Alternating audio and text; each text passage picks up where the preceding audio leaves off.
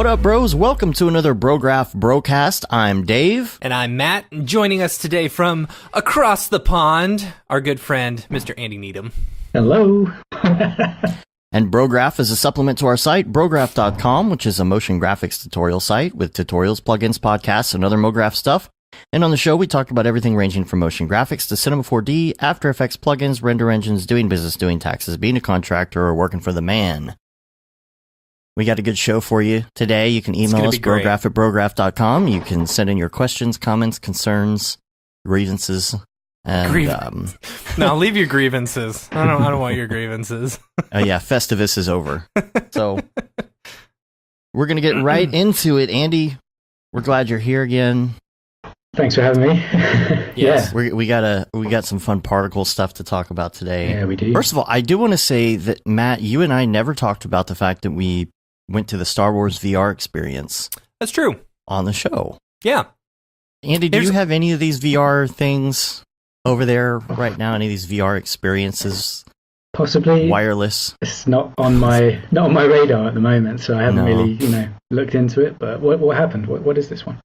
It's basically what Aaron Sorenson does. He works for the Void, and you go in and we went and we did a Star Wars one. So you put on these backpacks and VR things, and you go around in this warehouse, basically, or empty room, but you're doing a whole game. Cool. So, did they have something like that at the MGM at NAB or something? And I can't remember. Yes. But I'm not sure how good it was. Yeah. Because I never did it, because I didn't want to pay that ridiculous amount of money to do it. Mm-hmm. Yeah. I remember that the line was insane, and I just remember thinking it's probably no different than the ones that are at the Void. You know? What did you think about it, Matt? I mean, short. That's the thing I had to say about all of them. Is and here's what I'll say. I'll say that Aaron Sorenson and team did a wonderful job. You know, and like there were a few parts where, so we're experienced in VR, right? We've been using the Oculus Rift for years, and I'm about to sneeze, and I'm really sorry. Oh boy. And so I think as us, we've been in VR, we have the headsets, we've been playing the games, we've interacted, and we're used to that type of world. I was hoping for something much more accurate and much more, interactive. Accurate in what way? Okay, so, I wanted to be able to see my hands and track my hands perfectly, right? Okay. I wanted to be able to reach out and touch something, which you can on some things, but others it's slightly off, Right. So that's the part where I and your hands, when you're holding the gun, it was okay, but when your hands were not holding the gun, it was whatever. And so there wasn't really much of I don't know. And then it was go to here. Okay, we open this door, now you go here. It didn't really feel like I was trying to figure out the adventure and stuff, because half the time I wasn't even shooting the bad guys, I was shooting you guys. Right. Because it vibrates on your chest every time you get shot, so it was kind of like an escape room at one point where you have to solve a puzzle, but it said type in the pattern of the blinking lights, and you're like, from where? Yeah. There was no explanation of it. It was just I don't know what I'm doing right here. Yeah. And so that was a little weird. And then I didn't like the ending. I don't want to give it away because people haven't gone to see it, but the way that it ends, it's you don't really cause the end to happen. It's kind of fizzled out. And it was super short. Super short for, it was, how much were the tickets? $35 or something? Yeah.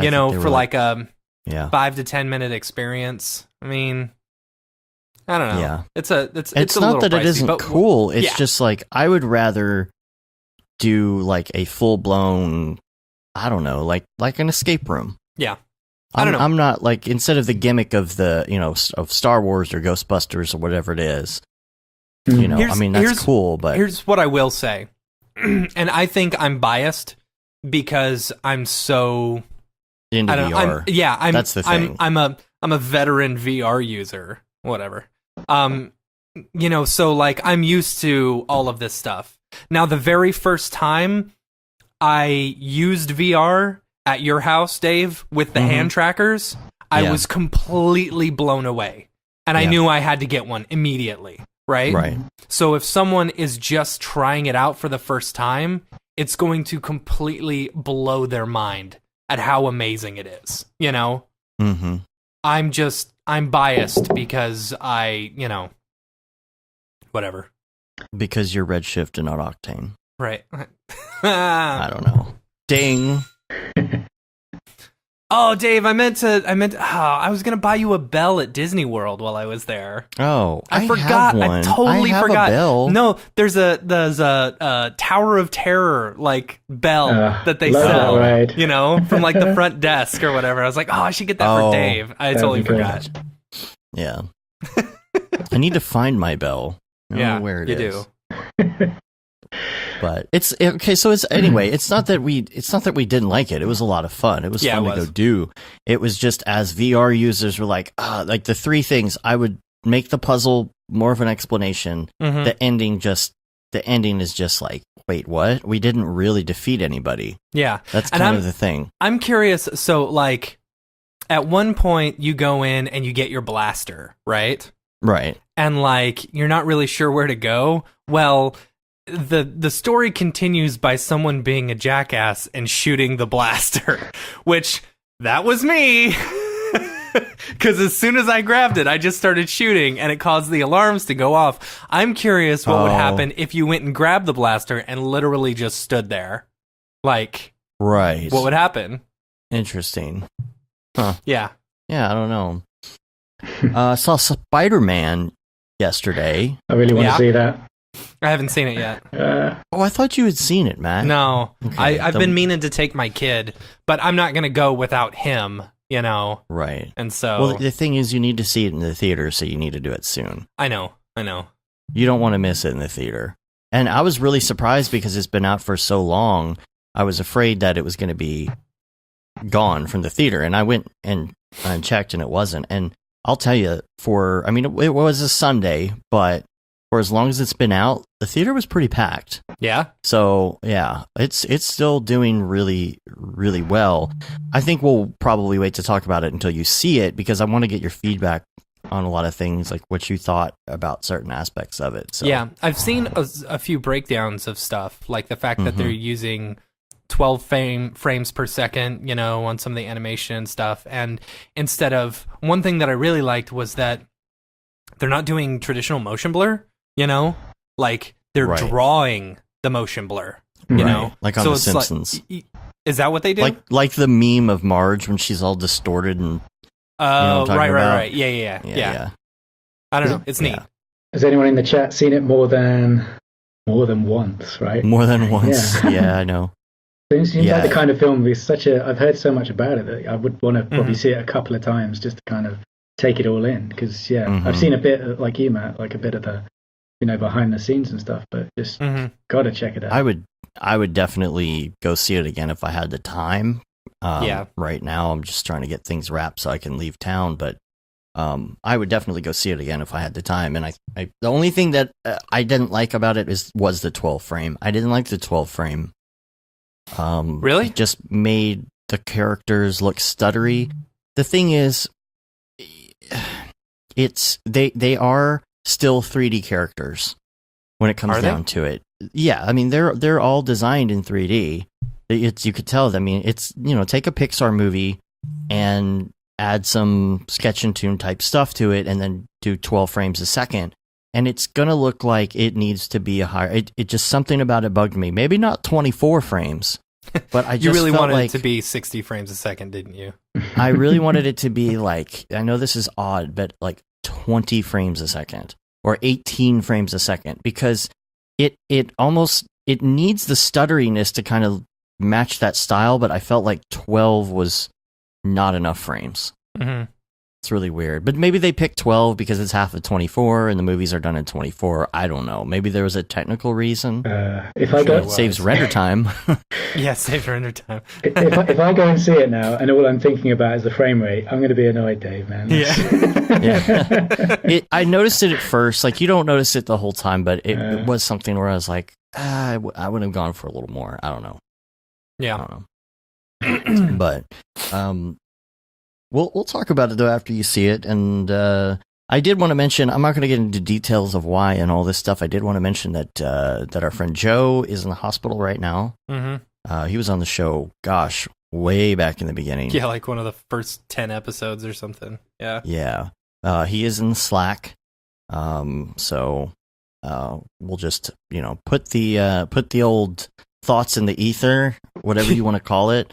Love and light, thoughts and prayers, whatever you prefer according to your own beliefs. But just wanted to put that out there and send some positive vibes his direction, because he's got some major surgery coming. So just wanted to put that out there. Yeah, if there's not enough thoughts and prayers out there, God won't let him live.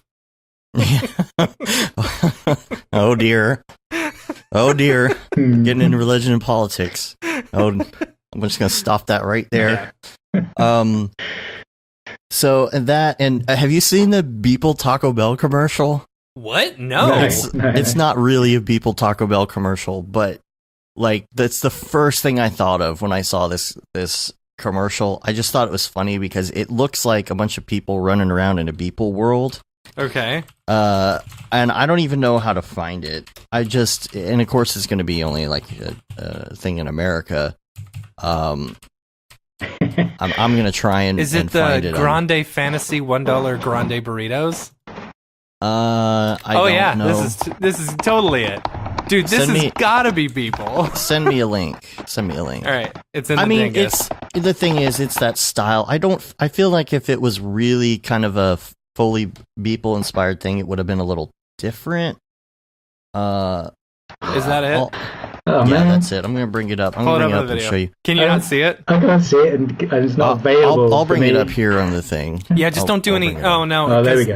Now we get dinged for, that rarely happens. We did get dinged last week, but I did fair use, and they agreed with me, and they let it slide. So you may have not seen our thing for a couple days, but I mean that's pretty obviously, Yeah, but the houses and trees and stuff aren't really true. I don't know. I feel like maybe it was inspired by just a lot of people's styles right now in this industry. Yeah, see, you got Beeple with all the glowing, primitives and stuff. And that right there. Yeah. Oh yeah, that's totally Beeple. And then you have the David Ariev, whatchamacallit. What are those called? The nature Flowers? Scenes and stuff, Oh, Forrester with Taco Bell packets. Yeah. I don't know. It seemed to me like a little bit of something you would see on the Octane Facebook group. Right. Right. Not necessarily Beeple. Oh, I never noticed that when she takes a bite, she changes color. That's funny. Really? Yeah. Yeah. They did a lot of cool texture stuff too. Like you'll notice the thing at the end. Yeah, they did a projector or projection right there. Yeah. Yeah, it's a projection. That's pretty neat. Weird. Yeah. Anyway, I saw that the other day and I was just like, oh, Beeple Taco Bell. Beeple Taco Bell. I'm gonna send that to him. I'm gonna be like, dude, did you do this? What render engine did you use for this? Yeah, that's funny. And let's see. All right, Andy, let's talk about some stuff. First of all, we're not going to go into X particles yet. Okay. Because we got some other X particles things to talk about. Yeah. But I just want to talk about what you've been doing lately. You've got is it called Created? Yeah, it's like a created academy is the website, and they're doing it's like a 9-month course which is part-time, and it's about basically helping you land your dream career in motion graphics and design by giving you a really good foundation of the whole process, and it's kind of helping to set you up on the business side as well, I think. And the syllabus is set up by a really cool team, but you get like briefs set by people like Framestore and BBC Creative, and it's backed by the industry as well. So it's not cheap, but I think what the outcome should, what you'll get out of it, and you actually have access to mentors as well. I think it gives you a firm foundation and a really decent portfolio at the end of it as well. It's set up by the people, I don't know if you've heard of them, but Escape Studios, and they specialized in kind of VFX and things like that. And I had a friend that went through that program, and he started like just being a roto artist in Framestore, and then just worked his, off the back of doing this thing, he got straight into work, and then worked his way up from there because he had, all the knowledge that he had from the course. So it kind of gave him this really easy transition into the world of work as well. So this is this is something that I've been kind of helping, like been consulting on, and I'm hoping to dig in a bit more this year with it, and help out really, get it off the ground. So they've got some really cool people involved. If I'll let you browse the website and check it out. But there is a good structure to it, I think. And we'll put a link to that in the show notes. But it is created.academy. Yeah. Cool. Yeah. .academy. Yeah. Interesting web. I think. Oh, I like that the names, ED is underlined. Nice, like education. Yeah. I see what you did there. Yeah. I see what you did there. Created. Yeah. So I mean, there's, you can see who backs them. There's Mainframe, etc. Framestore and BBC, some others, but totally sweet. I got really excited when they talked to me about it, and I feel, once they're ready to sort of launch and talk about it, then it's going to be really, really sick. So. Cool. Yeah. Awesome, man. Thanks. And you're still doing the LinkedIn Learning, formerly Linda, right? I am indeed. Yeah. It's been tricky I'm getting I've had some questions actually, like, when's the Motion Graphics R20 course coming out, and it's like really soon. So, and then I'm doing the VFX one as well. So there's a lot to get through, but I've got 2 kids now, and one of them's like 4 months old. So thank you. Yeah. So with a little baby and things like that, I can't go off. I used to go off to America actually to record in their studios, and that was great. But now I have to do it all remotely, which is still cool. But I have to kind of factor in background noise and things like that. But I have a decent enough setup where it's not an issue. And I still have to send them like a test recording and all that, and they're very strict. So nice. They have to be. But I'm gonna get through it, and I still enjoy doing it. And if they still want me to do R21 and something else, who knows? Maybe we'll get the chance to do that too. But yeah. Wait, there's an R21 coming? Wait, okay.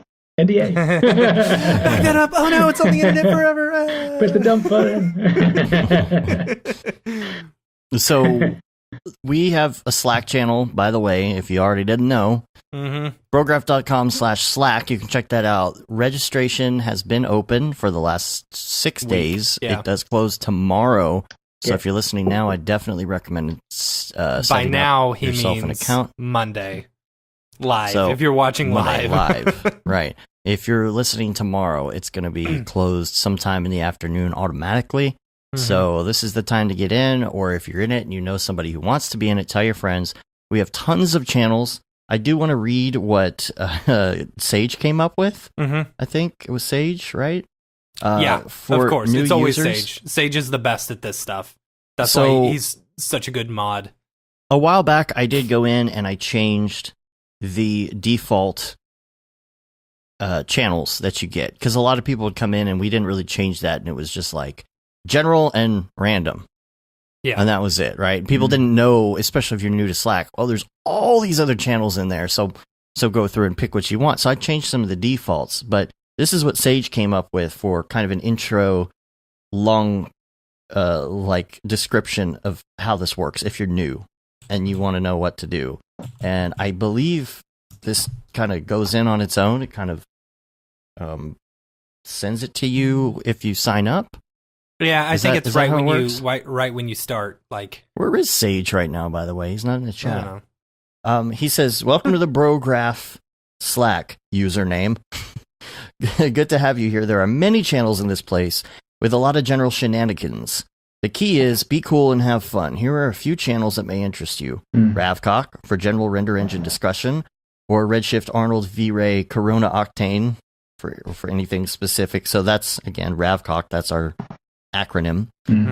X Particles, of course. Houdini for Hocus Pocus, Wizardry, and General Sorcery. Share for sharing your work. Resources if you have links or wares.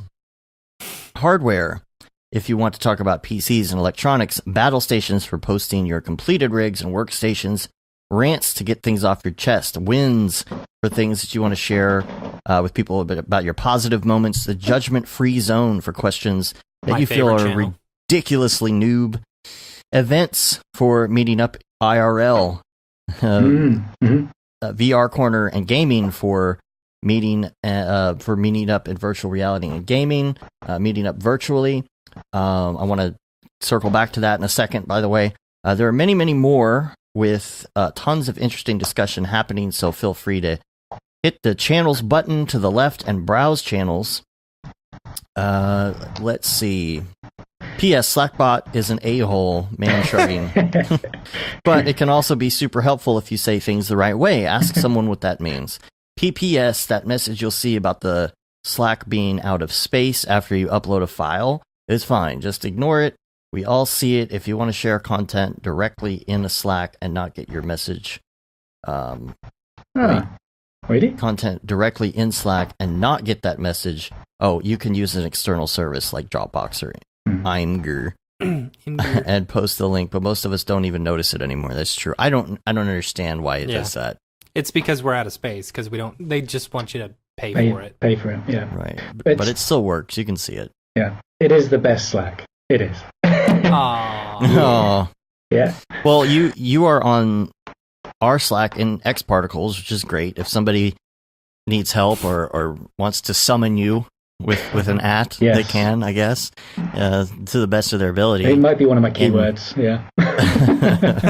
And then also you are in the X Particles Slack, which is also I'm sorry, it's not. Wait, you have a Slack. I have a Slack. You have an X Particles Slack. It's the Python one, right? Yeah. Python. But you have the Python one. But then there's an X Particles Discord. Yeah. And so you're in both of those, right? Yeah.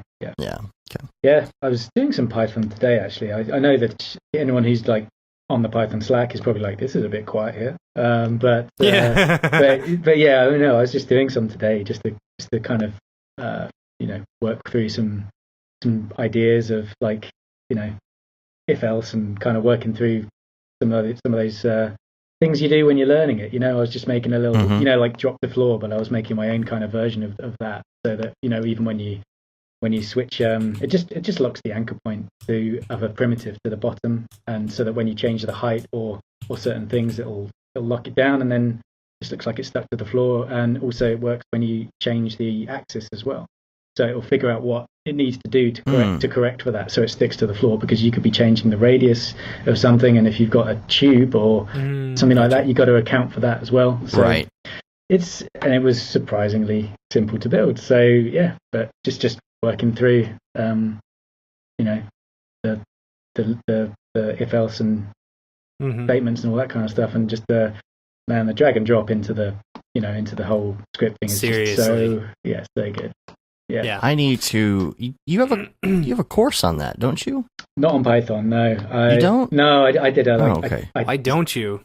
Man. God, that would just like from beginning to end. Like, I would love to know. Like, how could I build a plugin using Python? Like getting started, like without knowing any Python through building a small plugin.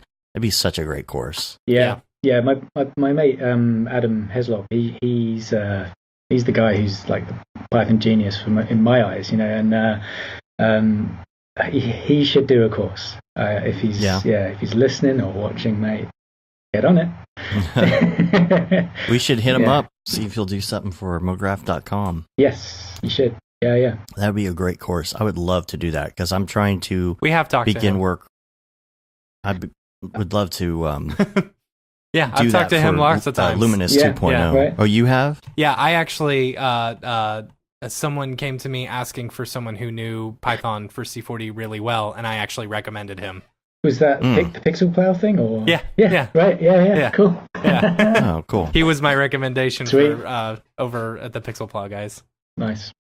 Yeah, the Pixel Plow thing. By the way, while we're on that, I do have. Oh, did I put? I feel like did I put all these links in here? I don't know if you did. Oh yeah, I did. So Jules hinted on something on a Facebook post this week, and I was just gonna. It was completely related to something else, like Orc or something like that. But he did say, just had a good call with Ranch. Rebus is next. Just signed 2 more partners, but Ranch can't share Computing? Yet. Yeah. Jules talked to Ranch, which I guess is good because he needs to kind of set them straight and say, "Here's you're not doing this legally. Here's what you need to do." That kind of pisses me off. Whatever. But if they get it legit. At least maybe it will work correctly. I don't know. Yeah, but it's still slow AF. Well, they might be able. I don't know how they're doing this integration. It might be Orc integrated somehow. Who knows? I don't know. Mm. We should ask Mr. Plow how all that's coming along. Because how often do you guys use render farms? Because you guys have got a lot. We can't. Like the problem is, and I've been wanting to move over to Redshift. Exclusively, specifically because we can use some render farms, But right now we're stuck. When we get on a project where, we need more render power, it's to the Slack and saying, "Hey, who can help me out?" Oh, really? Because right now it's like it's the we Billy got this Chitkin project. farm. It's like, here's a project. It's got to be done now, and like that's not the time to learn Redshift. Now, if we did have a project that wasn't as much of an emergency, we could totally do it, or something simple. I have a couple this week. I was thinking, well, maybe I could do one of them in Redshift just to try it. I don't know. Pickle Nick and I were working on a Christmas card, a Nexus Motion Christmas card that we were going to send out. We never ended up getting it done, but we were using Redshift for it, and geez, like just being able to not have to hassle with lights, and the sampling rate, and I can throw as many lights in it as I want, is the most powerful thing with it, Like, it renders fast, and it renders pretty accurately, but being able to throw 800 lights in the scene and not worrying about, sample rate is incredible, It's good, really. I mean, I had a chance to get into it when I was doing my little sketch for X Particles Challenge, just because I thought, I started it in Cycles actually, but I used and be careful. No. It's totally fine, but then my idea changed because I had several, and then the GSG Everyday Materials pack came out, and I was like, I want to use some of that, and I want to learn Redshift as well. So this is kind of like. The stars are aligning here, so I just I thought I'd just put that together. And mentioning the Everyday Material Pack, just jumping off on a random tangent, I guess like that is a awesome pack. It's cool. If you don't have it, you should buy it. It should be the first pack that you buy, because Chad did such a good job on it. It is not like I've bought a few material packs before, and it's like, okay, well, I don't know when I would use these, but I have used that material pack for almost every single project that I've had since I bought it. Me too. Yeah. Got to give Billy credit as well. Yeah. Seriously. Yeah. I think there's some other people that helped him with a lot of aspects of it too, cool. that people don't know about. Yeah. I don't know how much is. I don't know if it's a secret or not. I don't think it's a secret, but I know there's a few people we know personally that helped with that. And the thing about that plugin and other plugins, like the reason I built Luminous is because I needed that. Yeah. And then I'm like, well, everybody else is going to need this too, so let's sell it. And I think the same thing kind of applies there, because what he was saying in the presentation. If you haven't seen Chad's DFW C4D presentation on how he built this pack, you definitely need to check it out. It is such a great presentation. And the thing about when he built it, it was the same idea. It was that he needed some base materials that he can always go to. And that's why it turned out so great, because it's like you start a new project and you're like, okay, I need this, basic wood and this brick or this piece or this paper or whatever. And it's all kind of there. So you might not have every texture you need. You might have to go to Polygon or something. Yeah. But for the most part, you're going to have all these base textures. Yeah. And if you want to like grunge it up, you have the base to start with, and then you can add to it. Right. Yeah. Liam was involved in that too. Of course he was. Of course. Liam and Genge. Yeah, they were helping like port it over to the different render engines and stuff like that. So awesome. They did a great job. They all did a great job. Yeah. Thank you. Yeah. Making our lives easier. It inspired me, and not like I really have time, but it inspired me because I'm like, okay, I want to get back into Substance and all this other stuff. And I did kind of dive into Substance a little and worked on a couple things and kind of refreshed my memory of how it works and how to export and do all that, right after, because it's like, we got some models off of Turbo Squid or whatever, and they didn't have displacement, and they didn't have bump, and they didn't have normal, like all this stuff. And it was easy to go in after watching that and just kind of make these different textures or improve on these textures. And, I even went and bought the chart, here. So, except you can't see the green ones because it's going through. Oh, that's funny. I was gonna say, I was like, why does that look so weird? Those colors look weird. Why does it look like there's a star field inside of this? I bought it's funny. I bought this color checker, and it comes in what looks like kind of like a DVD case, and somehow it slipped out, and I lost it. I had only looked at this thing for like 5 minutes, and I lost it for like 3 weeks, and then I found it. It had fallen out of the DVD case or whatever in my car into like a side cup holder thing. So I found it because I was pissed. I was like, this thing's $80 for this, But I found it. But he inspired me to get one of these, because I would like to like set up a camera. And if you go to Algorithmic's website, I think they have a little write-up on how to build your own like little texture scanner thing using an iPhone and one of these charts. I'll see if I can find the link to it, because it's really cool and I want to do it. I mean, you're using cardboard and an iPhone and stuff, and it's just showing like the basics of how you can start making your own textures with kind of what you have around, and then this thing. Cool. So Substance is on my list of 2019 goals. it's an easy one to learn. Is it? I will say that. Yeah, it's a super easy. Actually, just watch the Chad Ashley DFW C4D one. I'll start there. And like he gives you a really good overview of what is available, and how to like just he doesn't tell you how to use it, but he shows you what's available. It's pretty cool. Yeah, it's cool. You can see that at brograph.com/talks. Yeah. And we've got two others. We got one from Penelope, and we've got one from Mark that are going to be posted at some point as well.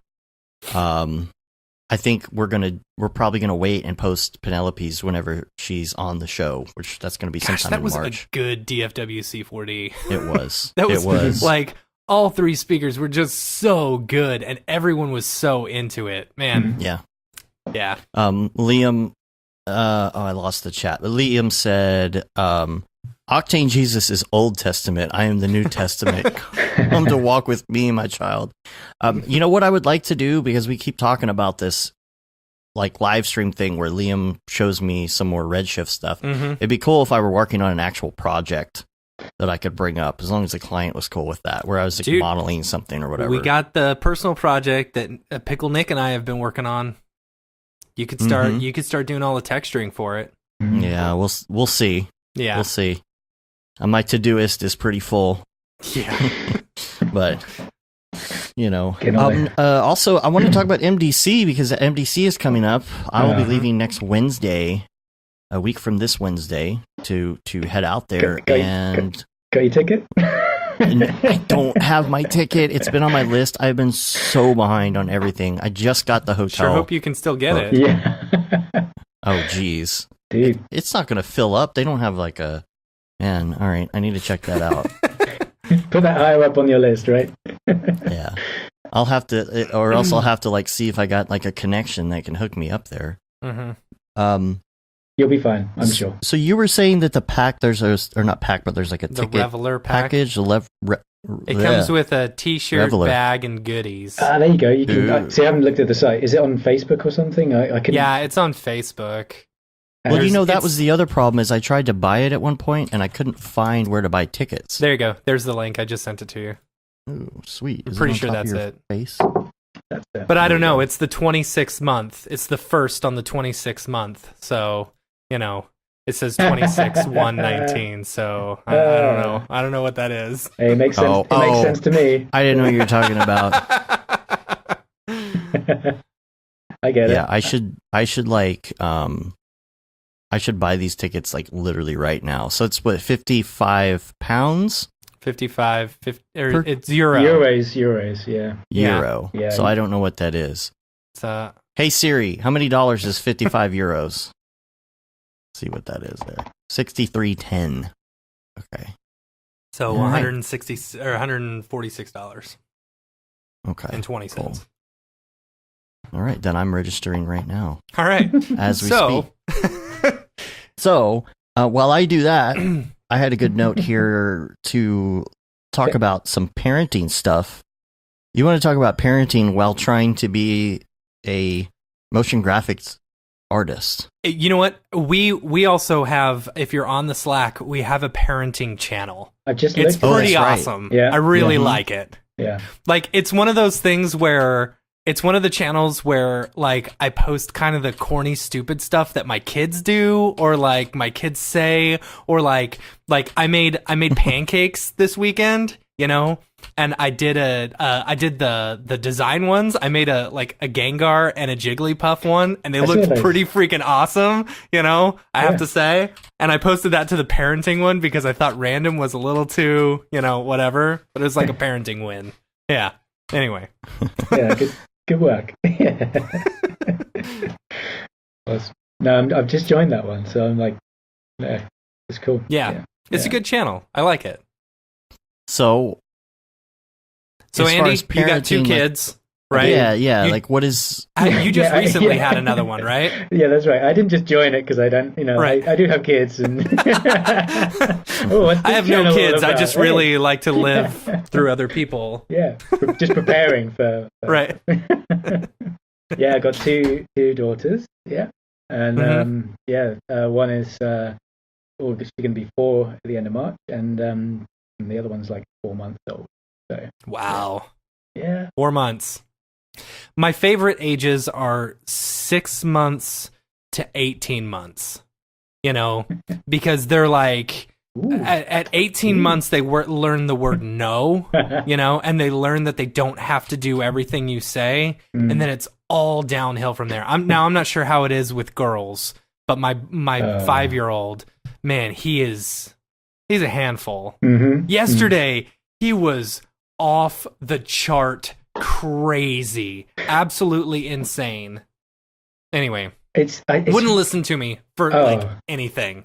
Did you talk about the windshield incident on the show? I don't know. So No, you only ranted about it on the thing. okay, so it's Christmas Eve, right? I'm out back putting together a gigantic like playhouse, playset, swing set thing for my child. We spent a lot of money on this stupid playset, and I'm like, he's not even going to play with it. I know he's not, you know? And so I'm sweating, and I'm like breaking my back. And luckily, my brother was helping me because it took us 8 hours to put the thing together with 2 people. And I get a call from my wife that says, "Hey, don't be mad, but Gibson was throwing rocks and he broke the back windshield of the car." And so I'm thinking, okay, well, it was an accident. Have you been a good boy this year? What? Has he been a good boy this year? At that point, I was like, I'm done, and so like, I'm putting the rest together, like angrily, and I'm like, I don't care if this thing is tight, just let it fall apart, let it fall on him, I don't care. Let him get hurt. Right? So anyway, but yeah, like, so then like, that's a whole nother expense that we had to do. It was like $600 for a new back windshield. And it's like, well, because insurance, and then, so like everyone's telling me, oh, insurance will cover that. So I make a claim for it. And insurance is like, oh, your deductible's $1,000. I'm like, okay, well, I don't want to pay the deductible. So I guess I got to pay for this out of my pocket. And now I just claimed it. So you guys are going to increase my insurance. Yeah. Children. It's amazing. They're angels, and I love them. Sweet. Wells Fargo just cut off my credit card because I tried to buy something overseas. Way to go. So, still don't have tickets, guys. Oh, man. Thanks, Wells Fargo, for cutting off my card for the 4th time this year. So I just buy it for you? You what? Should I just buy it for you? Yeah. I'll see if I can do it. I'll just have to call them, and it's so stupid. Every time I try and buy something, they cut it off. You need to go to a different bank. I know. Man. When you got Aren't I supposed to get the text that says, there was some sort of activity, blah, blah, blah, hit yes to accept, yeah. Forget about that. Anyway. It's cool. I've been a customer for 20 years. Don't worry about it, guys. It's fine. Just keep cutting it off. Sending me new cards. They sent me 4 new debit cards last year and didn't tell me why, and couldn't tell me why. I stayed on the phone with them for an hour. They won't tell me why. Just because. Okay, why? So right. I'll get tickets after the show, I guess. Parenting. Yeah. How's life right now with a 4-month-old and a 4-year-old? Well, it's the 4-year-old. I mean, like, yeah. Well, Florence doesn't listen at all. Like, she's like just like that age, I think. And man, she's lovely, but yeah, it's just there's always that but in there. Do you know what it seems to be? It's like she can be good. It's good as gold, right? And then she gets a treat, and then she just turns into a little monster afterwards. It's just like, you got what you wanted, and now you're just gonna be like, fuck you guys. That's funny. But I don't know. I think as you go to they go to preschool and all that kind of stuff, they pick up on different habits and things that children do, and she's quite influenced by other kids, and it's just. I was lucky once my kid turned 5 and started going to kindergarten. He started chilling out a little bit because at the preschool we had him at. They were still doing nap time, and it was like 2 hours, and that kid will not go to sleep if he's had a 2-hour nap. Yeah. He sleeps as hard as me, he sleeps as hard as my wife. My wife is a very hard sleeper. He sleeps as hard as her, but sleeps as long as I do, when you take a nap. Like, you just can't I can't wake up after like a 15-minute nap. It has to be 4.5 hours, which is basically one whole sleep cycle, But yeah, and then he won't go to sleep. But since kindergarten, it's like he's not taking naps anymore, and he'll go to bed on time. I feel like once they get into school, things turn around, and I like him a lot more after that. Billy says kids are gremlins. Prove me wrong. I don't know. Did you ever give him some water? Did you ever feed him after midnight? Yeah. Actually, I'll go with that. Yeah, they're gremlins. Yeah. I mean, what was I going to say? We stopped. She hasn't had, doesn't do naps or anything like that. But I remember when she was at her previous nursery, and they would, we'd say, she doesn't need one right now for those exact reasons. It's just like she will not go to sleep in the evening now if she's had a nap or something, or at least if she's tired, she'll have a nap, fine. But don't make her have one. Don't put her in like the quiet room and all that kind of stuff. But she's she'll be at school in September now, and that's so that we've got, my wife and I have got like the hell of like choosing which school to put her in. You know, it's just like this. They're all good. They're all kind of good. But my wife's a teacher, so she knows what to look for. Wow, there's so many teachers. Like I'm telling you, it's all because like the teachers understand the how childish we are. They can deal and with they us. can handle us. Yeah, and discipline you. Right. Put a mark on your. That's my favorite part on your permanent record. Yeah. Bing, bing, bing. Giggity. Anyway. So we and the deadline is like tomorrow. We've already put the application in, but you can actually revise it up until the deadline. So wow. So how does that work? Like you get a choice of a whole bunch of different schools? Because we don't have a choice. It's like we go to the closest school to us. Okay. Well, kind of. There's there yeah. Well, unless we want to pay something. Oh really? Yeah. I mean, I was able to get. I mean, that's the private schools, you know. Mm-hmm. Yeah, Emily was able to get into a different school that we applied to in a slightly different school district. And then there's some school districts that actually will allow for open, like Grand Prairie schools here, will allow any kid from anywhere in the Metroplex to come there if they can. So, it just I think that's on the district. way with Garland as well. Yeah, that is. Like, before we moved. You know, but it's really not like an application system, though. You know, when Emily got into this other one, it was just mainly like, if you have the room, we'd like to have her here instead of the ghetto elementary school right next to the neighborhood. Right. And I really mean ghetto. Ghetto. The ghetto. You know, it was like, I don't want her to go there. You know? And so she got in, and it's great. So that's good. That's cool. I mean, we get a choice of, you can put up to 6 on your form.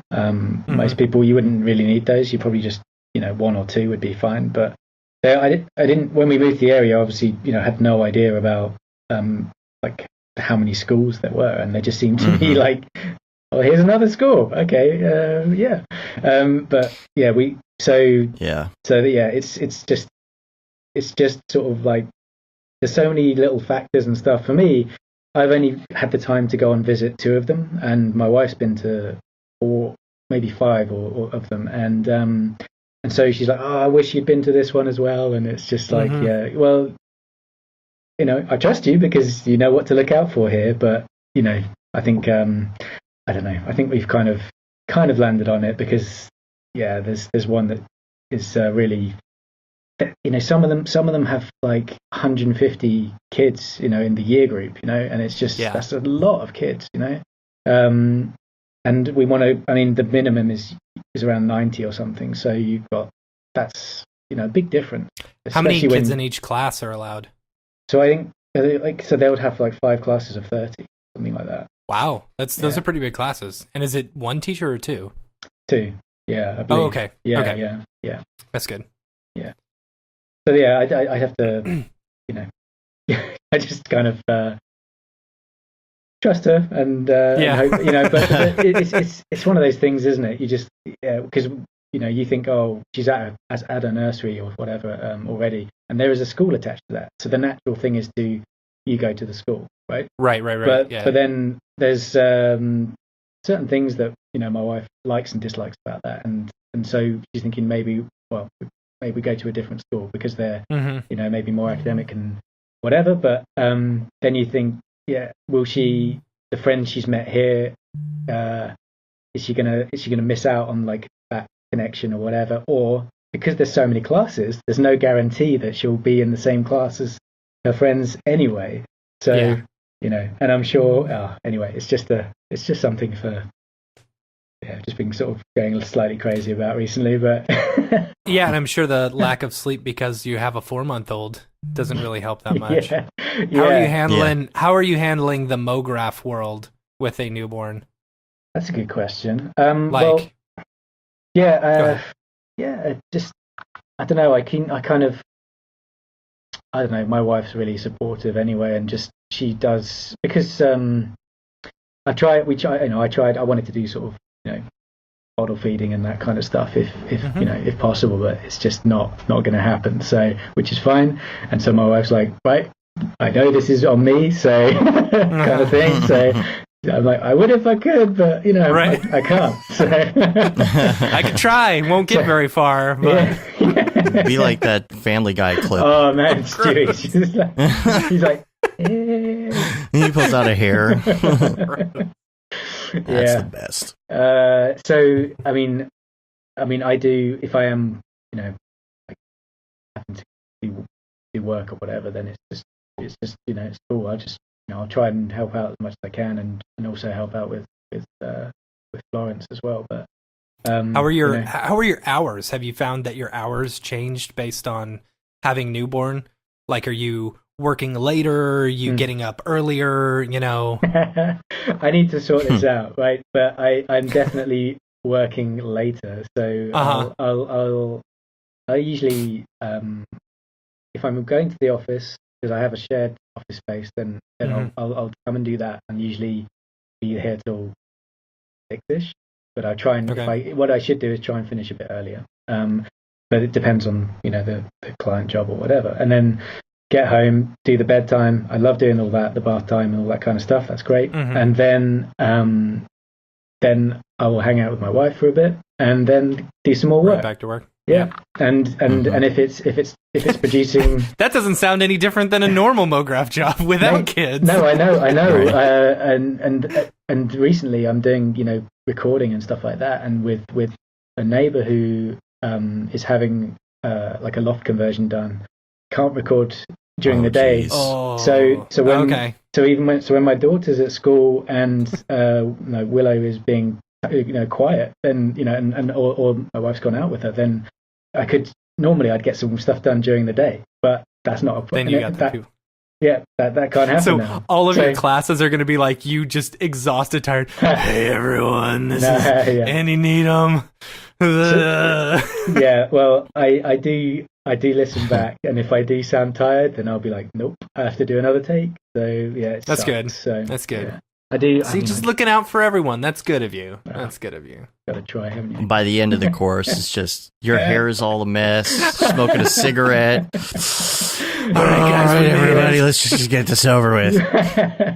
Eyes are just. It's like crusty. Yeah. You can smell the coffee from my. Somehow, yeah. Talk to the audience. So yeah, I mean so I mean I'll be doing like 10 at night till 3:30 in the morning or something, and then usually Willow will wake up at that time, and but because of I can change a nappy or something like that, but then right. I can just like roll over and go to sleep a bit, try and do that. You got a good pair of headphones? What do you mean for like noise canceling? Like noise canceling. Well, just trust me, it's what, even if you do, it's really hard to sleep with giant headphones on. Oh no, I couldn't do it. I mean, for working, but oh yeah.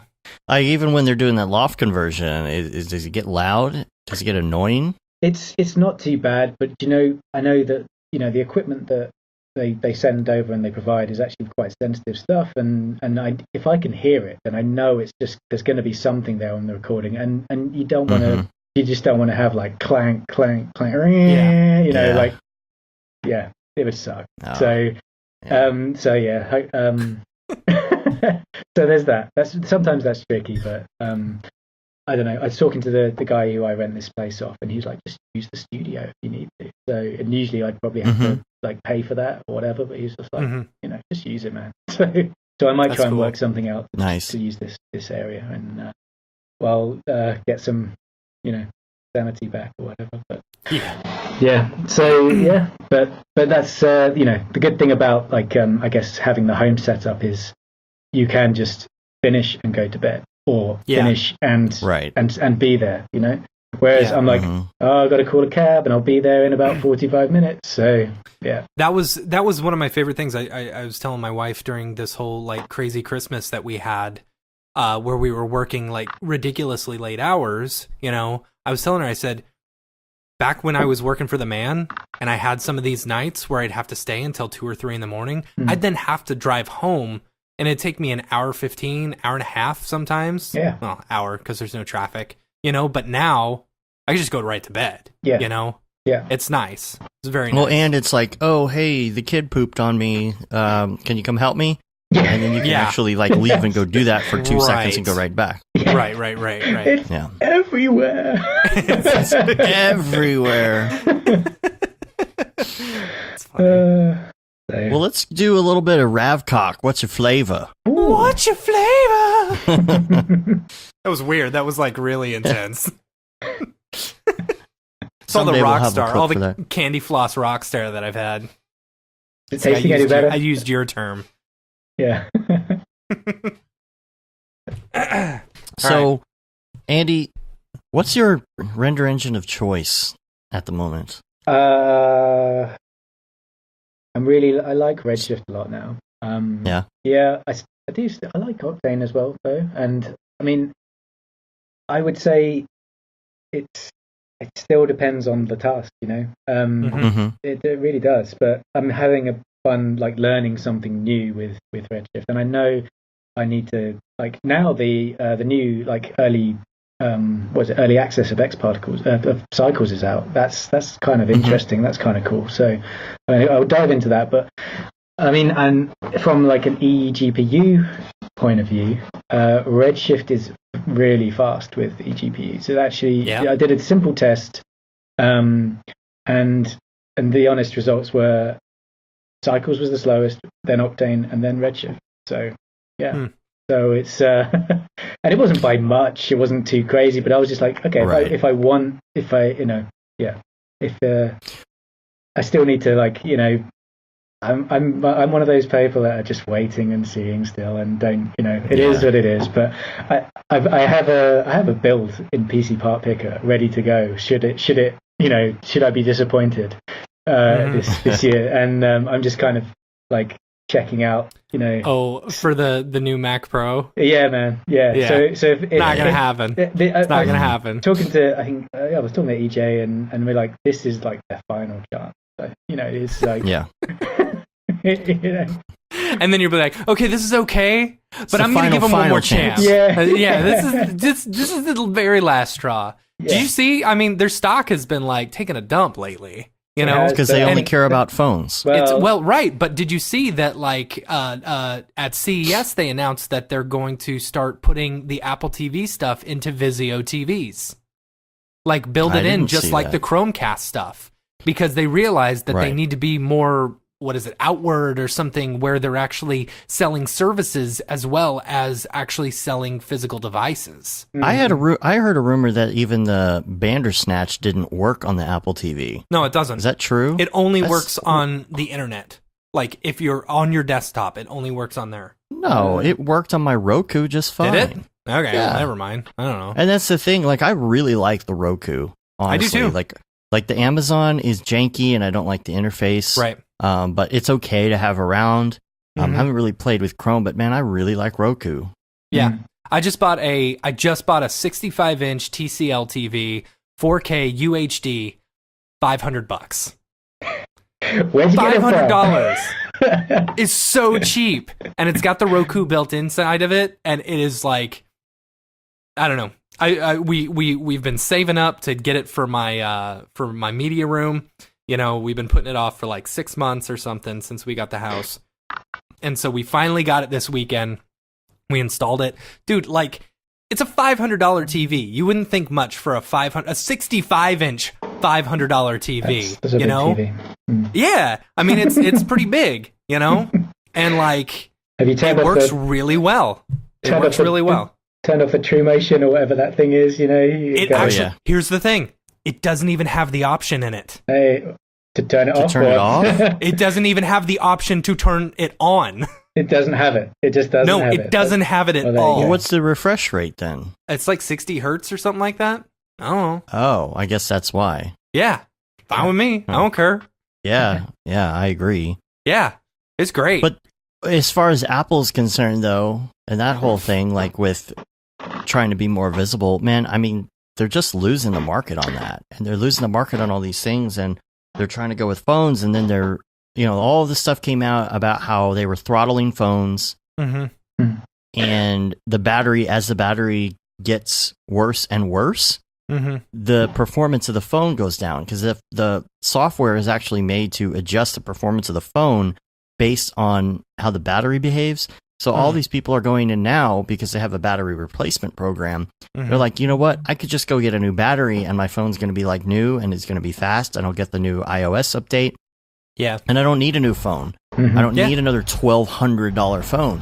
So I'm just kind of happy with what I have. And so that's why their earnings are not what they projected. That's interesting. People, people are going to post, are going to, they're going to look at what Apple posts as far as specs, right? And that's what I did too. Even going to the X, I wasn't sure from a 7.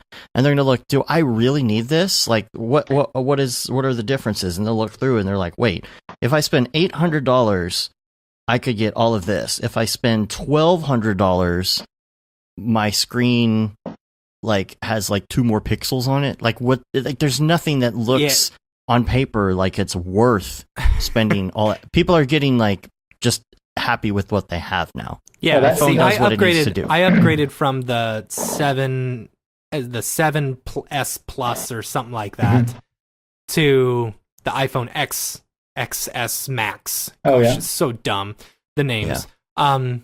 Just because I wanted the bigger screen. You know, I like as big of a screen as possible. And I don't see myself changing it anytime soon. The form factor is the same as the Plus, right? Is that right? So, it's slightly different. You can't use the same like cases. Which one thing I didn't like, my case, my OtterBox, I get the commuter one, you know? By the way, Beeple just said ha ha ha ha ha. I sent him the link to the Taco Bell thing and I say, hey, is this a Beeple or a sheeple? He said ha ha.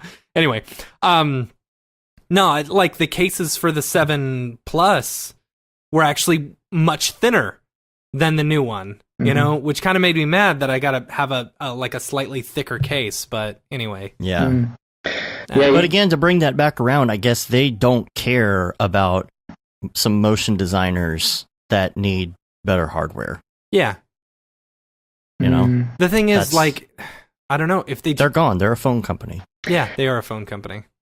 Yeah, well, I mean, it's funny you were talking about your, you know, I recently, I dropped my phone, you know, and I just thought, oh man, I didn't even know if my, I pay for like insurance with my bank, tech insurance and all that kind of stuff, and I was like, man, I don't even know if I registered this bloody phone, you know, does that mean I can't, you know, does that mean it's not insured? And then, and so I was going to cancel the whole thing, and before I did, I was just looking in the terms and conditions for like the number to call. It said, you don't even have to have your device registered, just as long as you have an active. And I was like, oh, that's good. No. Oh, okay. So now I've got, they just said, you know, yeah, we'll give you the replacement. I've got a 6S Plus.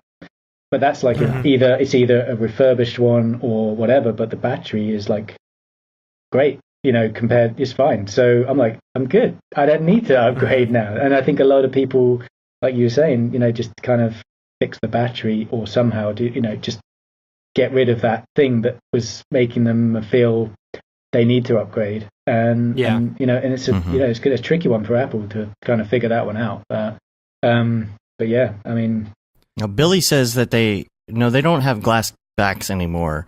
I think that was only like the iPhone 4 or 5. No, they do. They do have there's glass on the back. Yeah, totally. That really? was the thing about those ones. Yeah. Huh. I always thought it was metal on the back. Mine has metal. Oh, interesting. I guess it is. I guess I just never look at my phone without a case. Yeah. Weird.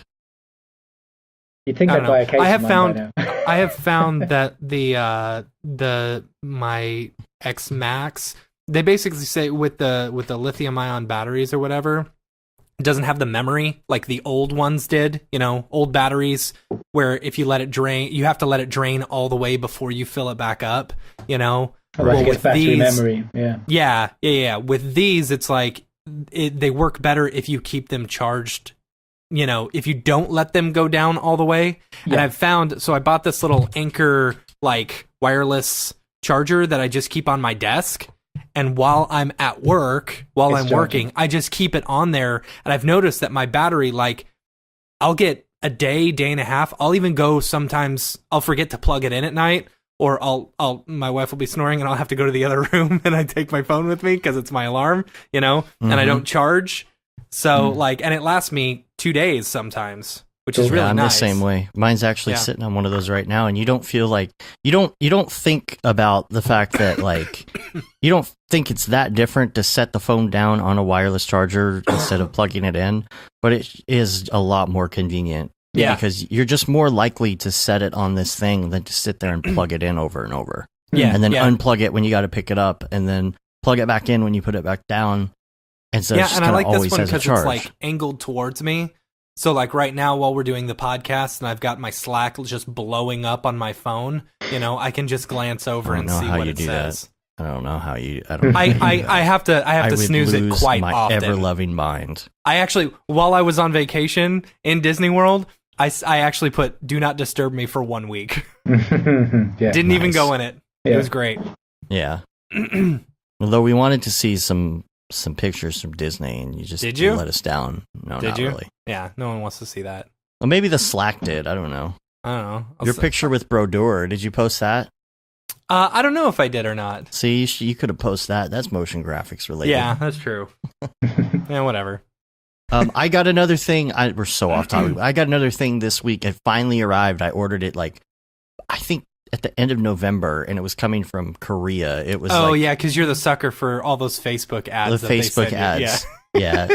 No, well, everything finally showed up, but I got this thing, and I really like it. It's a cell phone, like iPhone holder, but it connects via USB-C and then to your cigarette lighter in your car, right? And then you just mount it, and then you leave the mount there. And when you run your finger over the back of it, it senses your finger, and it goes and opens up, and then you put your phone in it, and it goes and it locks in your phone on How's the that dash. again, Dave? One more time. And then once it locks it in, though, it also wirelessly charges it. So when you're in when you're in the car, you set your phone on the thing, and then you don't have to worry about it. You don't have to plug it in. You don't have to do anything. It's, you just set it there, and then when you turn off the car, you just pull it right off.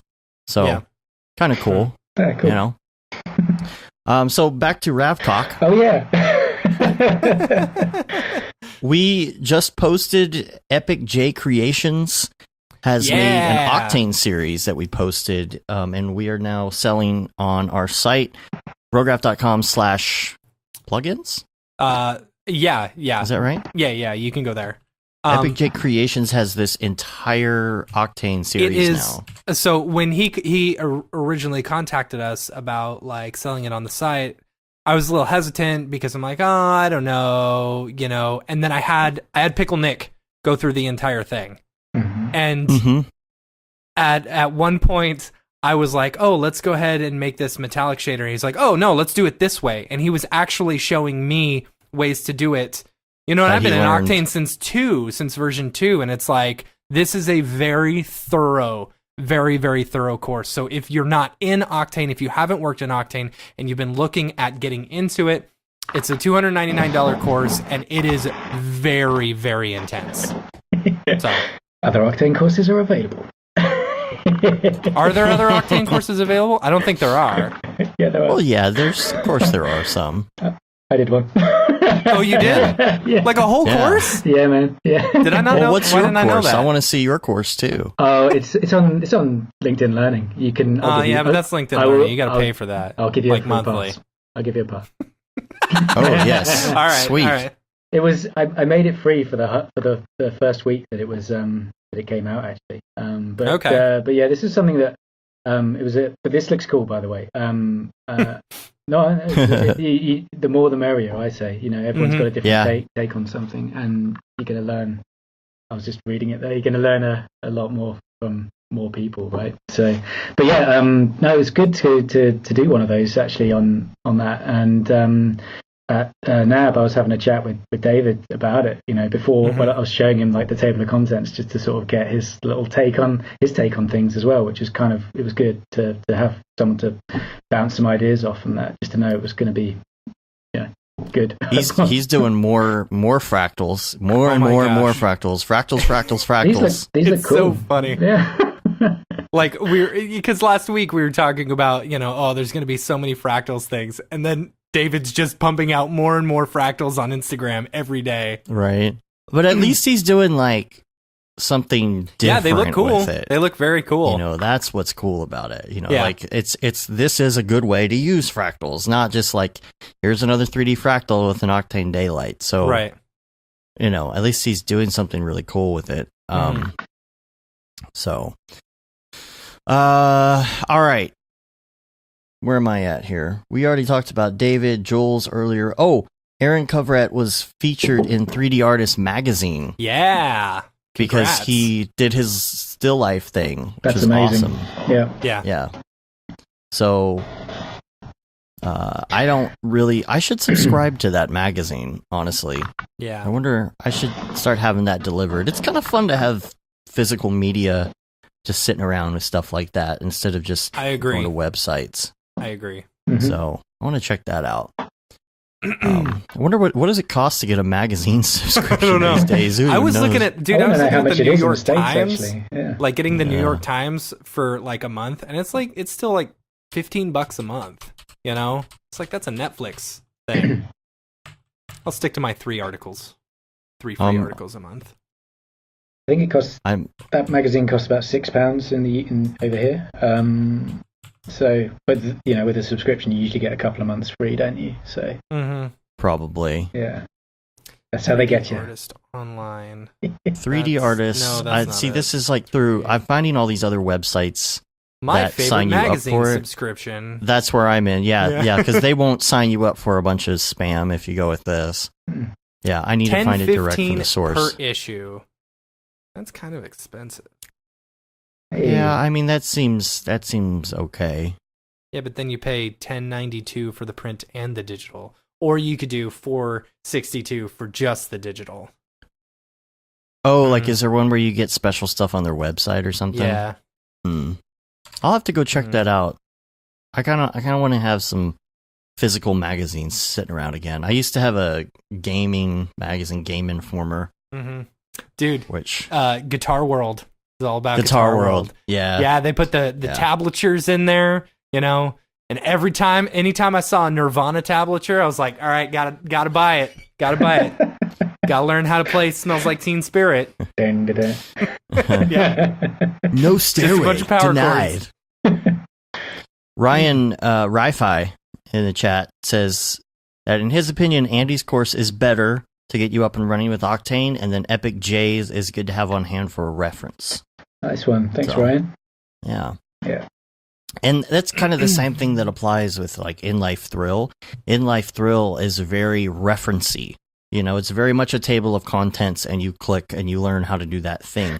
It's almost like a help menu, you know? Yeah. Have you guys checked out any of the new Redshift training that's out? You know, GSG and Rich Nosworthy's one as well. Yeah, we've got the Tim, Rich Nosworthy one. Wait, you know, that's Clapham? The Tim Clapham one. Yeah, that is the LLX one. Yeah. Okay. But yeah, it's really good. I haven't done the GSG one, but the Tim Clapham one, the Rich Nosworthy one is really good. Hello Lux one. Yeah, the Hello Lux one. The GSG or the Hello Lux. That's where you go to get them. But yeah, I mean, I got them both, but I haven't gone through them all. I was just when I was doing my X Particles piece, I was just dipping into them both just to kind of say, oh, how do you do volumetric, all that kind of stuff. But yeah, no, I think they're both good references. I think both have their merits actually, and I was surprised. There's I don't know. I think I'm not sure if I'd say I prefer one over the other. I think they're just kind of they both have things that complement each other. So, I agree. Yeah, I agree. Yeah, I really enjoyed the Redshift training stuff. It was good. And it's even though I had a fair understanding of it, there's like little tidbits that you'll get even with the Epic J one, even knowing all that I knew already, Nick would be going through it and I'd hear something and I'd be like, oh, okay, that's interesting. I didn't know you could do it that way. Or, it's just little tidbits that you'll pick up along the way that are very helpful. Yeah. So let's talk some X particle stuff. Yeah, dude. Yeah. All right. So you guys just announced the X Particles winners, right? For the X Particles results challenge. were announced today. Yeah. It was such a great response to the changed it up this year, right? And usually it's just make something with X particles, and that's very open and can be overwhelming as well. And so there were just some simple constraints put in place to render from a specific camera, so the X, and use an X spline as the base to start your project off. And just so that when we put everything together, it all kind of looks like a nice kind of ident or something. And I gave some references of the BBC Two idents that have been going around recently, and also just some of Man vs Machine's work for Nike, where the shoe is just in place and they're doing crazy stuff around it. So with a few constraints in place, I think that helped. Hopefully, it helped a lot of people just to kind of put an idea out there. And it's crazy. I'm looking through all the different ones, and you did give that specific constraint with the X and the the camera angle and stuff like that. But they're all so different. They've all got just an amazing and I don't know how you guys chose the best one. I couldn't have done that it must have been a tough own process, because there are a lot of really good entries in here. Yeah, it was difficult. Where are you looking to find that? Is it x-particles-challenge.com? Let me give you the link.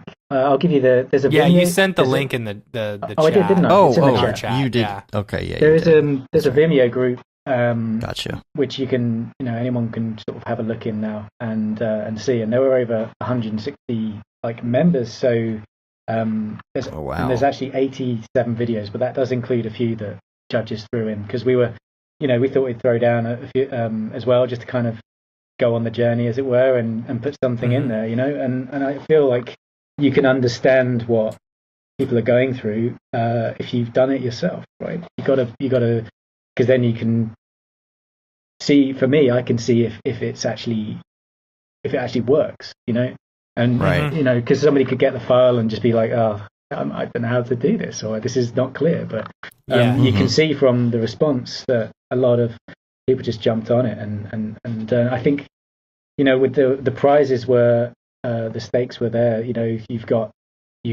giving people will think, oh yeah, I have to use X particles to win X particles, but that isn't the case as such, because of their maintenance program. So you can just extend your maintenance. That's cool. Yeah. So, but you get the winner gets C40 Studio, and that was brilliant the way that came about, because Paul Babb and Matthias were in London, and Phil Wade Zero and I went to meet them for lunch, and I said to Paul, it was like a 16-word deal. I was like, so Paul, the X Particles challenge is coming up, and he was like, what do you need? And I said, studio, and he just said, sure. God, I love Paul. I love Paul. Feel the bad. Yeah, seriously. And that's that is Paul. And that's every time we have ever been like, hey, we're doing this, it's always, what do you need? How can we help? Yeah. Right. Yeah. Amazing. Yeah. And that's why I love Maxon. I love Maxon so much. Understands the value of the artist. Mm-hmm. Yeah. And the artist sells the software. So if you support the artist, then absolutely true. Yep. Yeah. Ooh, this one's absolutely. Man, I'm going through and just watching all these. These are so good. So many good entries. So which one was the winner, though? So we go in third place, right? So and then we'll go up to so we got Andre de Jong. He was third. And how can I find that? Is there a way to find that online? Yeah, I'm gonna copy a link and just give it to you, and then you can check that out. Cool. So gotcha. You had a bunch of really good, really big name people enter as well. One of my biggest gripes about Vimeo and YouTube and stuff, especially when dealing with particles, is the compression. That is that's just it's a real tricky one. And I was watching Casey Hupke's new demo reel, and it's super killer, but his stuff is filled with particles, and it's like, oh man, the compression just like kills it, you know? Totally. Yeah. It's Ooh. So the winner. So that was the third place. We got Andre, then Vasily. Oh, this is the third place. Vasily's in second, and You've seen the winner, Dave. you have seen the winner. You'll know it when you see it. It's is it the Toon one? Chris Harkins one? Yeah. Yeah. And that was just entered like a couple weeks ago, right? Hold on, let me. I thought it was, or maybe he just posted it a couple weeks ago, but he did it 3 weeks. He put it in the group 3 weeks ago. Yeah. So yeah. But obviously within the time. It actually wasn't one of the last. I mean, if you look on it, I'm not even sure what page it's on in the group. So we have several pages of stuff there. What have you got? So here's the link for the winner, and it's what people have just found like a good way of flexing the software. Gosh, that is so gorgeous. Yeah, so gorgeous. And as part of the judging, I mean, we had we've got some. I was really helped out, by Nydia Diaz and Mario from Mario Champhuk, people as well. Oh, nice. Jeremy Cox, Casey Hupke, and my buddy Brandon Parvini. I love Brandon. Brandon's awesome. Been a totally awesome help setting this up, and we were kind of like helped me come up with the concept for this year as well, or last year rather, and just a good dude, man. Like, love that guy. Yeah. That guy's awesome. Yeah, totally. Yeah. And he threw down as well and put something in there. And obviously he won. He came second in the first ever X Particles Challenge. Mario won it. So it's good to have people that have been through it. They are now judging, or they've been judging it for a while. So, but yeah, I mean, with the judging of this, when it came down to it, and I was like, I'm seeing some of the results come through. It was like, right, we need to now. A pattern's forming here. I can see I need to get the project files in because that's part of my process for deciding who's gonna win it. And I asked, there was 5 or so people that could have, it was up for the grabs, and it kind of all sort of in the end. So if I got in touch with you, then you did really well. But these guys did the best, and you look at the files, and I mean, Chris's file is very, very interesting. And I'm hoping he'll post it or allow us to like share a breakdown it. or something. Yeah, or do something. Vasily, I wanted to say his name correctly. Hopefully, I am. But again, that's such a clever setup. He's using it's one Cinema 4D file. And he's using he did Redshift render for that one, and he's using just Espresso just to turn off and on each system, and so when it's cached, it's going to work nicely like that. So you've built multiple systems, and then he's just like keyframed a certain thing just to trigger this new system, and it's just a very clean approach to it, and it's nice to kind of see people's process. And Andre's was rendered with Arnold, I believe. And again, great use of XP cloth. And I know like Nydia was really like, she was like, yeah, this one's cool. So yeah. So yeah, there'll be some other little bits to announce, hopefully. But I just wanted to get like the top 3 out there, and now the process is just getting them their prizes as well, because that's what they came for. So I gotta I'm going to be getting in touch with them very soon about that, and So the 2019 challenge. 2019. Yeah, exactly. Yeah, I think I'd like some feedback on this actually. I think running it towards the end of the year, I'm not sure if that.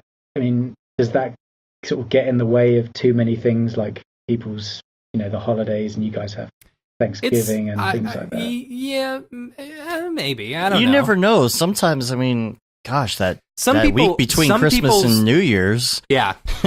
Some people's December is the slowest out of everyone else. Yeah. Our December is the busiest, you know? It's always our busiest time of the year, but I know some other people on the Slack are like, we don't have any work, you know? So I don't know. It's different for everyone. Yeah. So like are our you going to go January with the is same crap format? right now, but a lot of people are like mega crazy busy. Yeah. I mean, that's an okay January. It was going to be better. It was going to be better. We had a some lot of work big things fall through because people have unrealistic expectations. Can you do a 70-shot music video in 2 days? Wow. No. The answer is with no. 3D tracking Goodbye. and keying and That's a big ask. Sorry guys, we can't go with you because you can't do it in 2 days. I'm like, all right, well, we'll be here when you come back because everybody for tells you they $10,000. can't do it. Oh, really? Yeah. Right? Man. No, that's not possible. Yeah. Are you going to go with the same format? I think we'll have a constraint in place of some I like the sorts. constraint. Yeah. You get a lot of you get some similar looking stuff, you know, but what really helps the winners stand out is how they used it differently. You know? Yeah. Because I think thinking creatively with the tools helps make you stand out, which will, I don't know. Yeah. And we've got the bro chain that we do that's a similar concept where it's just a shape, you know, that they picked. And by the way, I asked about that on Slack the other day because we finished it. We finished the little deal, but then we never had like a final video. I think so. Sage sent it to Matt.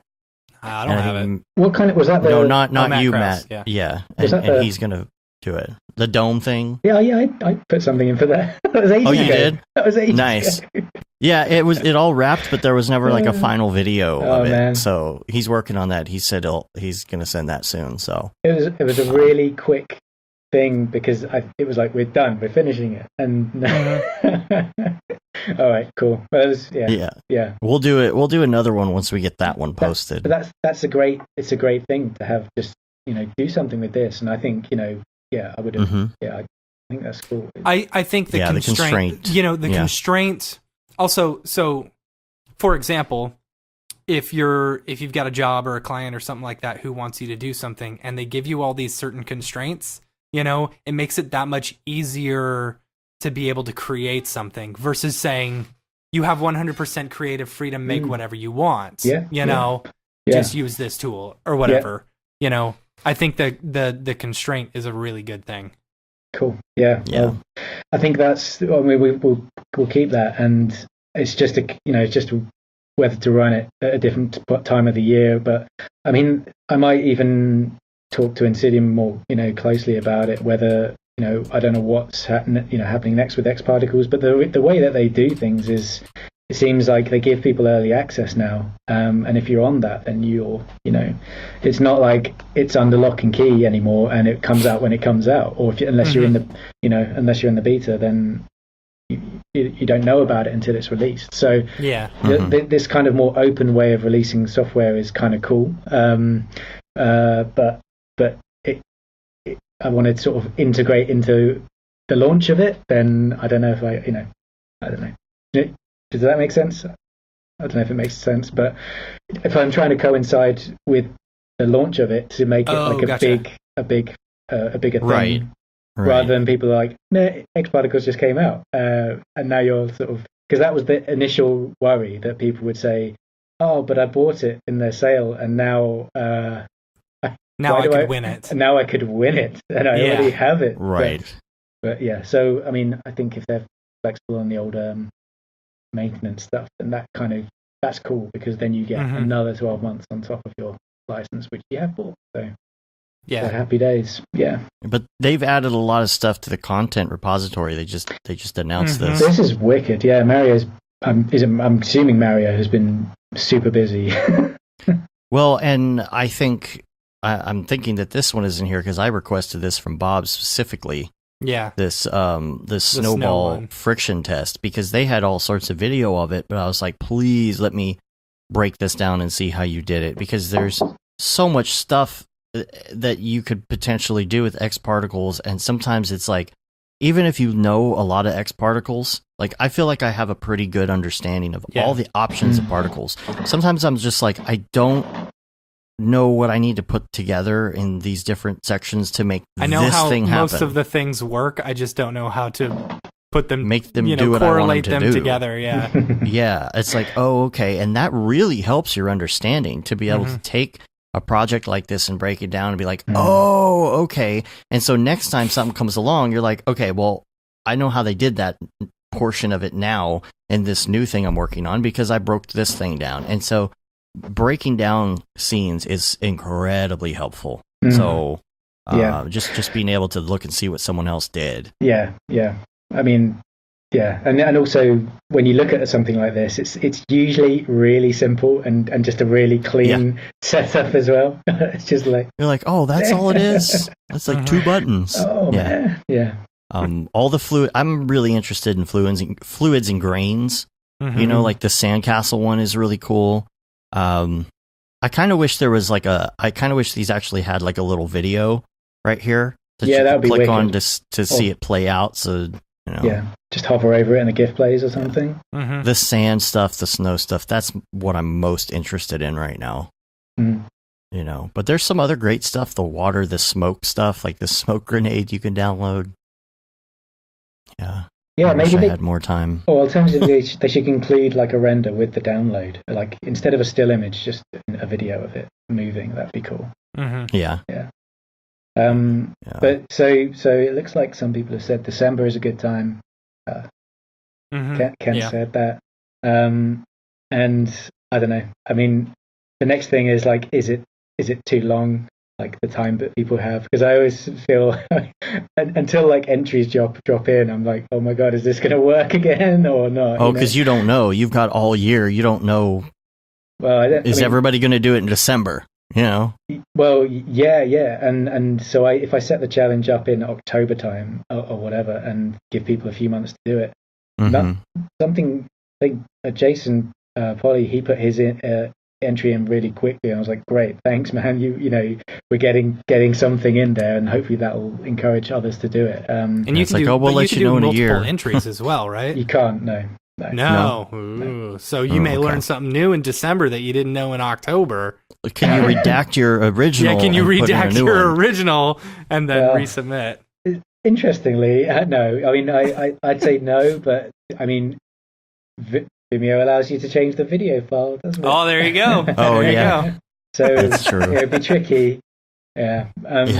I wish YouTube did that actually as well. Yeah, seriously. It's kind of a cool feature. I wish like things like Instagram would do that, and Twitter would let you edit the message instead of just delete it, because but then you got world leaders who are saying stuff, and then they're like, oh, I got to edit this, and then everyone's like, but wait, you originally said this.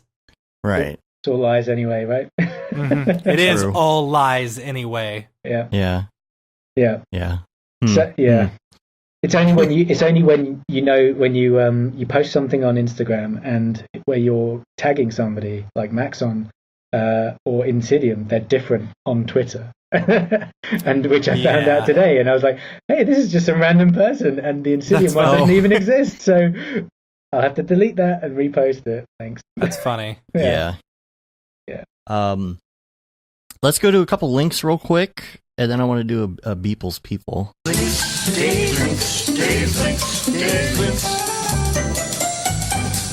Links. It should be fun. Your favorite. I like last week. You're like, do we have to?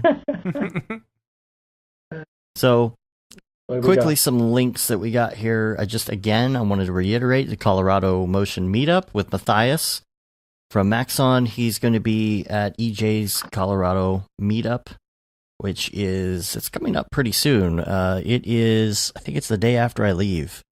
Is it the 24th? I'd have to look up the date specifically here. I should have written it in my notes. It is January 24th, yes. January 24th. Okay, cool.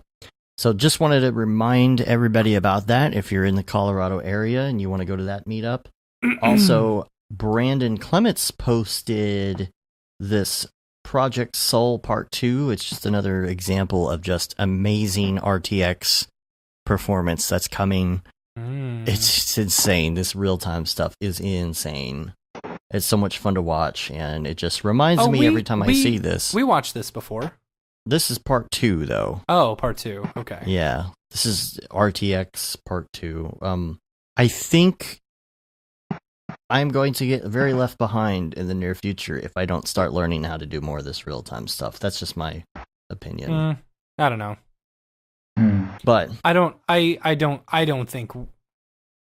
I think real time is going to be there with like, things like URender or Eevee or something like that. You can produce some really pretty looking stuff. But as far as like, I don't know. I think I don't think we'll ever get to real time. With something that's not specifically like closer to a game engine. You know what I'm saying? That's just me. Yeah. Prove me wrong, world. Prove me wrong. Also, BBC Two, the Pleasurable Absorbing Development Reel 23C. Yeah, really cool stuff. These are the idents. This is a new one, but these are the idents that I was talking about. Have you seen any of the others, guys? Have you seen any? Because there's. I don't know. I'm watching this right now with the paint. No. There's a behind the scenes somewhere, right? As well that. Yeah. They kind of showed how they made it. Yeah, that's the development reel.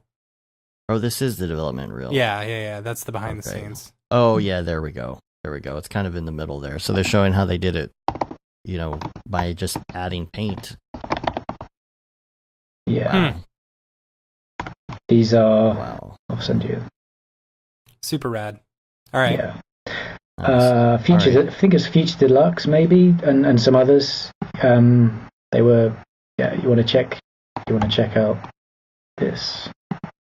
You haven't seen those. Like where they sent all the other ones. Oh, okay. Yeah. How trippy are BBC's two psychedelic something or other? BBC Two's psychedelic new idents. Yeah. But yeah. So is this all practical or a mix of both? I think it's a mixture. Yeah.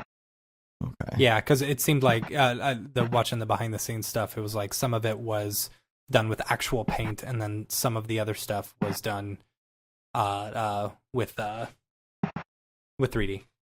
Yeah, like this one here, it looks like that one looks like some stop motion, doesn't it? Yeah. Stop animation stuff. Yeah. Well, man, it's really cool looking. Yeah, the next one's great, and the one around 3 minutes is brilliant too. I'd like to figure out a way, like in X Particles, to recreate the practical one. That would be fun. That's neat. Yeah. The one around 4 minutes. It looks like looks like some of the canyons in Utah. Well, I'll save this long form version for the notes too. Yeah, I think my favourite's at the end, around sort of 8 minutes or something, 8.5 minutes. That's jump over there. Is that the black and white one? No, it's the kind of crystally looking one. Sexy. Yeah. That's cool. I like the contrast between like the kind of smooth, slight bump, and then it looks like a geode, the inside of a geode and stuff. Yeah. That's pretty rad. Yeah. Awesome. Super cool. All right, the next one on my list, and there's two more. Just wanted to mention the Vive Cosmos was announced. You sent this to me, Matt. I did. It's I know nothing the new about Vive, but I haven't really looked too much into it yet. But I do remember you talking about the fact that there are less screen door visibilities. Like you don't see it has something to do with the resolution. And I'm hoping that Oculus Rift is wireless as well. Wireless? I think it is. Yes. That's right. And again, it is, but it comes back to what can you put into a wireless version to where it has the same kind of power that something wired would have. Right. Unless they're doing wireless HDMI, but there's such a lag on that, you would have to be able to get that wireless working so fast. I don't know if it's possible. Expected to run popular PC VR games like Arizona Sunshine, Super Hot VR. It's got inside-out tracking, which is pretty awesome. So there are no.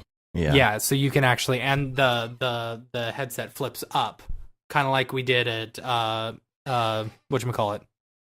Yeah.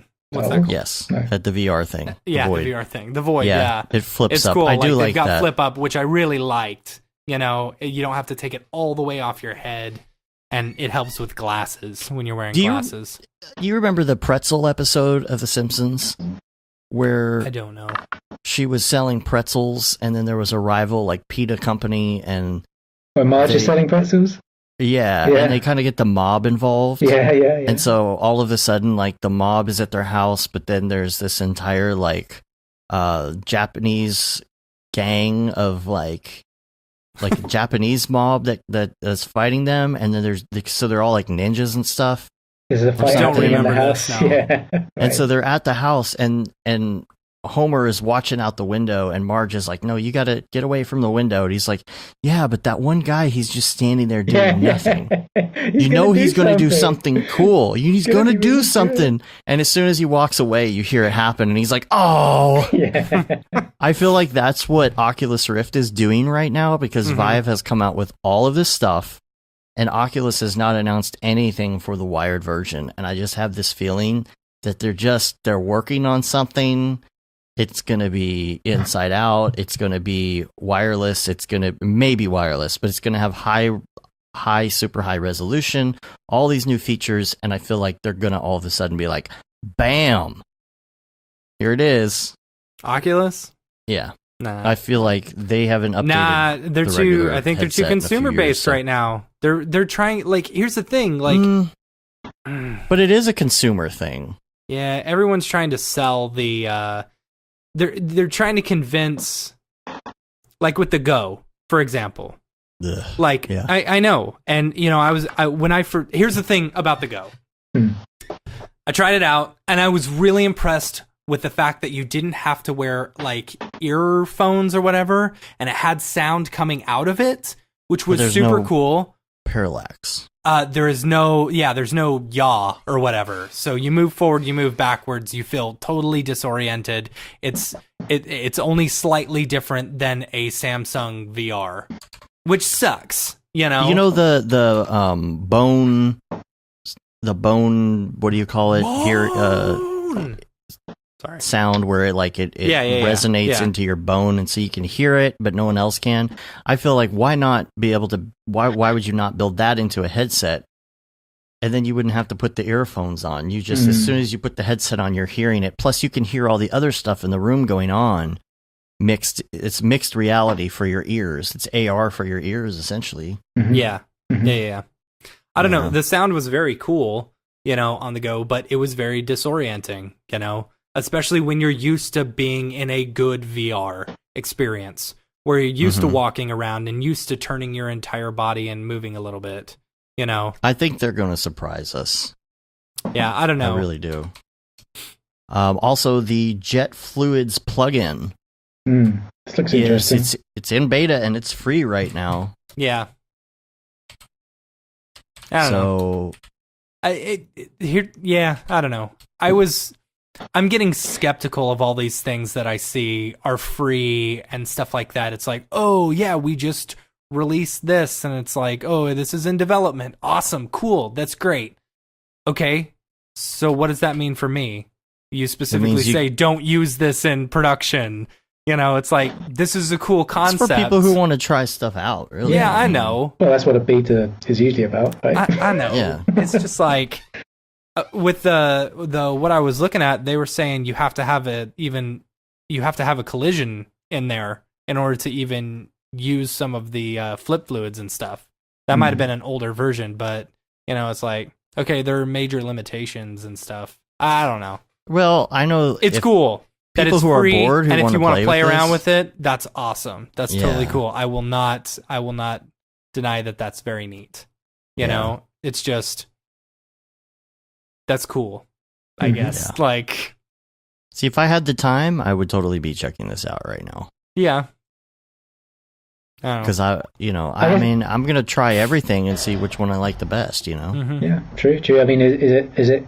I don't know enough about it, but is it like, you know, is the goal to be a real flow competitor or something like that? Is that what they're trying to do? I don't know. Like, the thing is, it's CPU based, so it's very slow, you know, depending if that's your workflow or right. your work, whatever. Yeah. So I don't know. Mac friendly, guys. Mac friendly. Yeah. Yeah. All right. Well, let's do some Beeple's people. Beeple's people, where'd you get that Beeple? Beeple's people, what's up with that guy? Yeah. You love this part of the show, Matt. What are you talking about? Do you? No, you do. You're like 50% of the people of our listeners. No, I said. I feel like you love this part of the show. I was you either joking with you. like Yeah. you either like Beeple's people or you hate it.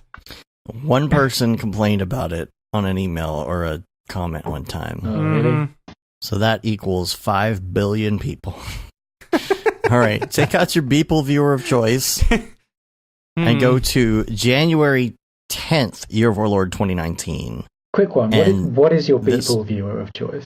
My Beeple viewer of choice is Twitter. Oh, okay. Then, Very easy to navigate. Yeah, I'm with you. Okay, I'll do that. January 10th? Yeah, January 10th. The 10th? This one is called Feeding Time. Oh, wait, I'm on a different one. Unfamiliar ground. January 11th. Unfamiliar. It's weird. On his website, like, it says January the dates 10th are and then different? January 10th. January 11th is feeding time on Twitter. Weird. January Maybe it 10th has to on do his with the website time. is yeah, I don't know. Well, either way, we're looking at feeding time. This is crazy. Yeah. And the little story that goes with it as well. Yeah, so the story is the most disturbing thing was how quickly it became normal.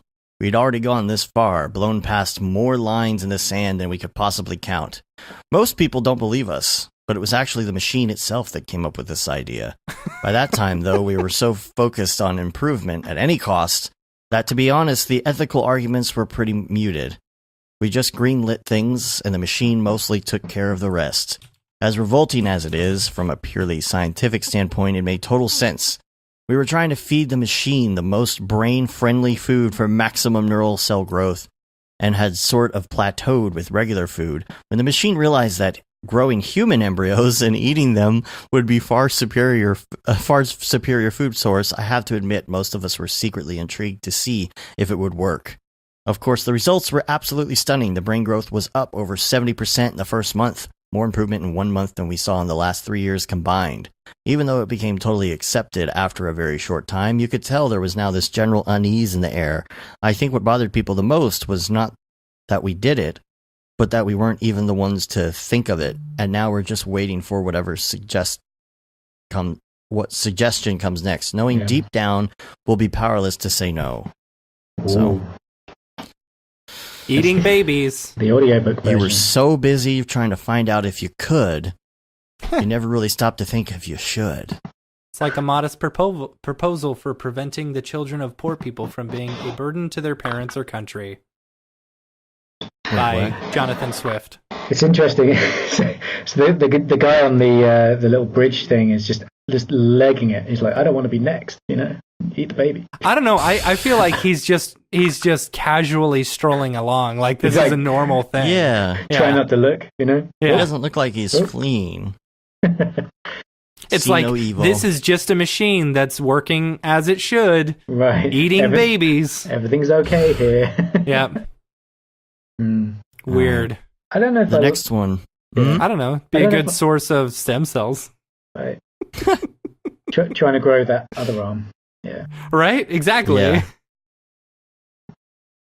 And Yeah. the next one is January 11th, Year of Our Lord 2018. Well, real It's quick, called going back to Start that Again.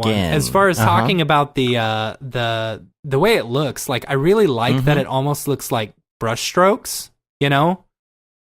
Like if you look down at the bottom and like some of the skin and I stuff, think like that's the muscles, isn't it? Well, yeah, but it almost looks like painted brush strokes. It's very pretty. Oh, it It's a does very look pretty like there's piece. some. Yeah. Yeah. And it Oh, looks like maybe it's behind it's in a It's giant behind glass. container. Yeah. Yeah. Okay. So Yeah, yeah, that's he's why got it's got nothing the to worry drops. about anyway. Yeah, You yeah, know. he's Bubbles fine. or- That's he's why he's so safe. casual. Yeah. Right? right? Yeah, you really think that glass is good enough there, huh? I hope it's that transparent aluminum from Star Trek. Hello, computer. Oh, Where do you keep the nuclear vessels? a mouse. How quaint. All right, start again. This is January 11th. This kind of goes along our storyline because we know that they're looking for a new planet. Yeah, they've got perhaps a flower. So this is like a Wall-E and Eva type situation. They're going from planet to planet trying to find one that could harbor life, and this is the proof that, okay, this one is good to go. It is ready for cultivation. It is ready for us to install the big people and the big animals and the massive sunflowers. And the corporate digging. Yes, and the corporate digging. Yeah. He's like pointing at it, like, hey, you. Or maybe is that a reference to E.T.? Is it E.T. because of the flowers? He puts his finger on the dandelions. Oh, yeah. That's People's funny. like, no. I don't know. That's just the way he was shaped when I put him in there. Yeah. I don't know. I just throw some astronauts in there. But yeah, really cool lighting in that one as well, though. Yeah, totally. Yeah, and the lighting inside that. I like the mesh all around the different pieces of the pack, and the helmet is pretty cool. Yeah, it's very cool. And then lastly, we've got January 12th. This is called Next God. You got this Metroid-looking dude in here. Yeah, it's the big people. Your next god, but notice they're worshiping this person in a little arena. And are they? No, they don't have any gear on or anything. No. They're all kind of in gray or whatever. Just but is he cultish. Is he the next god because he's super powerful? And so maybe this is way into the future. Maybe the baby-eating giant people, cultivated, like, this is what he turned into, armored, and have completely taken over a world and have made themselves into one a of god. The worlds. Yeah. Yes. So the dilemma here, the problem is they got to make sure that this planet doesn't discover how to utilize those portals. Right. Or else they're going to come back and take over the other planets that link to all those portals that they're trying to terraform on. Right. Yeah, I think that's a pretty good one. And they're trying to, perhaps this one, this giant baby-eating people is keeping all these people around in order to feed him more babies to eat. Babies. For the giant baby-eating people. Yeah. It's like American Psycho. The ATM just says, feed me a stray cat. Yeah. It's just, feed me babies. Feed me babies. Feed me baby. Oh, wow. How gruesome would that be? Like, the people are brainwashed to have babies in order to feed the gods. Isn't that basically the Matrix? Wow. That's the Matrix, right? Is it? You have babies in order to, have the body heat, the energy. Yeah. I mean, they don't get eaten. Just totally not efficient. Yeah. See, that's why this is a better storyline, because this is for, like, the stem cells and proteins and enzymes. It's not necessarily for the energy, because human body would be a terrible way to get energy. Yeah, like the heat. The Matrix. Yeah. So, that's people's people. All right. And I think, Andy, you already did Brograph Recommends with us last time, so we don't... I did. Yeah. I do have a good life hack, though, that I wrote down the other day, because I think of them sometimes and I don't write them down. And so this one is, if you're writing a long, lengthy email that actually has to be, like, strategically crafted and has to have links just right and, different sections and whatnot, or if you're writing a very angry email to somebody, don't fill out the to field first. New email. Who am I sending this to? Yeah. Who am I sending this to? And you open up your Gmail and you immediately type in the person you're sending it to. But what happens if you accidentally hit send in the middle of it? And you're not done writing it. Yeah. So just don't put a to field in, and then you'll never accidentally send it. Or that's a good idea. That's a good life hack. Yeah, that's a really good one. That's just general good emailing advice. But well, make sure you've got the email undo functionality in your email client. Yeah. Mm-hmm. Love that. Yeah. Yeah. Well, I think that's it, you guys. Sweet. We ended up with a 2-hour show. How about that? All right, cool. And I got some time before I got to go pick up my kid. Right. I got to call my bank now so I can get MDC tickets.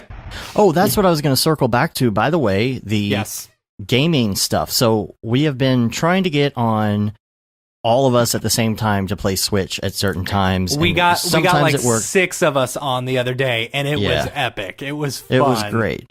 So I was going to ask you about this. Is it a new version of the Switch or something? I had my head in the sand clearly, but no, it's the old Switch. I mean, it's the same Switch. We just finally all bought one at the same time. All at the same time. And the games some cool games have come out or something. Or I mean, it's you got Mario Kart, you got Super Smash Brothers. I've been playing Pokemon like crazy. I've been playing the Super Mario Deluxe that came out for Wii. That was on Wii U, but came out for Switch yesterday. And that's a lot of fun. Yeah. I'm a few worlds in already, so that's super fun. But what we're trying to do, I think, is we're going to find a good time that would be, I guess, the most convenient for as many people as possible each week. Maybe even twice each week, where this is the designated time to play Switch together. And you either show up or you don't. But the great thing about the Switch is if you see other friends are playing, you can just click and you can join them in things like Mario Kart, for example, right? So if we set up a time, we can set up an auto thing that does the bat signal for gaming. I think we'll do like a special gaming bat signal for only people who want to get involved in gaming of any kind. Are we going to live stream it too? Eventually, maybe we'll do a fun live stream, but for the most part, it's going to be an automatic thing. Maybe we'll be in there, maybe we won't. But the I like that. Yeah, the tweet will go out. That's Phil. The automatic tweet on Facebook and all that will go out and say, "Hey, it's gaming time," and whoever shows up shows up. Yeah. So it's not like I mean. Are you going to come out and play? Yeah, that's the thing, because right now we're just getting on. We're like, hey, we're going to play this right now. And if you're not on the Slack channel at the time, you don't see it. So I think a gaming bat signal and 1 or 2 designated times. And if people show up, fine. If they don't, they don't. So, yeah. Maybe one weekday or weekday night. And then maybe one time on the weekends or something. Yeah, maybe. Sunday afternoons, because Sunday afternoons is one of those things where, like, you either got plans or you don't. Yeah. You're either running errands and running around, going to, baby showers and birthday parties or what have you, or you're sitting around. That's my every Sunday. Baby showers and birthday parties. Oh, man. Tell me about it. Are you serious or no? Because no, I'm not that's serious. My life. Okay. I don't have that many friends who are having babies. Of course, really? All my friends are... No, I actually do. They're just all online. You know what? So a lot of this is going to change once Gibbs starts getting a whole bunch of school friends. He's got birthday parties. There was a birthday party this weekend. But that's what I'm talking about. Yeah. I don't know. I don't know who this kid is. Why do I got to pay money in order to buy him a present? Because he's going to pay money to buy a present for your kid when you go. See, you're going to get into that whole thing, man. I don't want presents at my house. I don't need any more toys in my house. He's got a whole room full of toys that he doesn't even use. Regardless, you're still going to have the parties. And we got him like kids to show STEM up for stuff. your parties. We got him like science stuff for Christmas this year. But you want other kids to come to his birthday party. And I don't care if kids come to his birthday party. Really? I don't. I'm a great father. I love my child. You don't want to have the birthday party where no one shows up. That's super sad. No, we'll have people show up because he's got cousins and stuff that are kind of his age or a few years younger or something. We'll always have people show up, you know. Your safety list. Right, that's the safety, the safety list. I like that. Yeah. So... Man. My daughter has a birthday party like every weekend. So dumb. Yeah. Oh, sometimes too. And I don't necessarily take her to all of them, but, I was going to say, she must be so old now.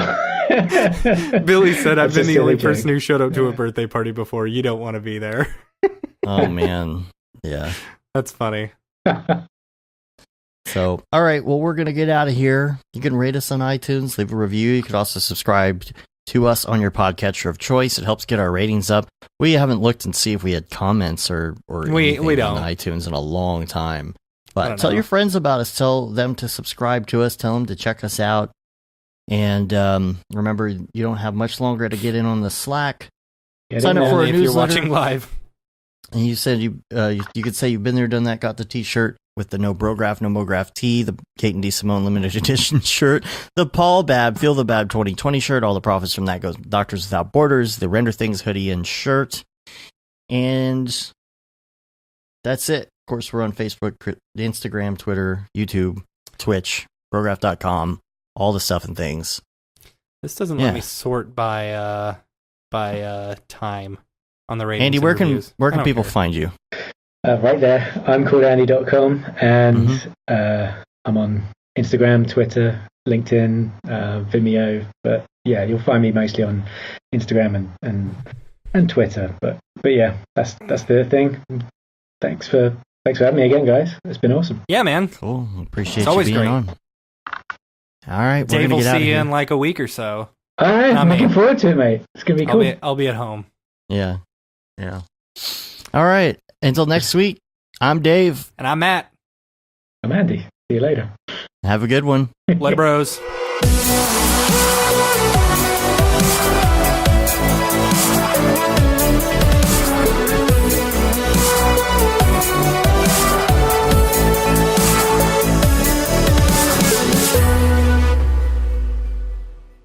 It's pretty good, I guess.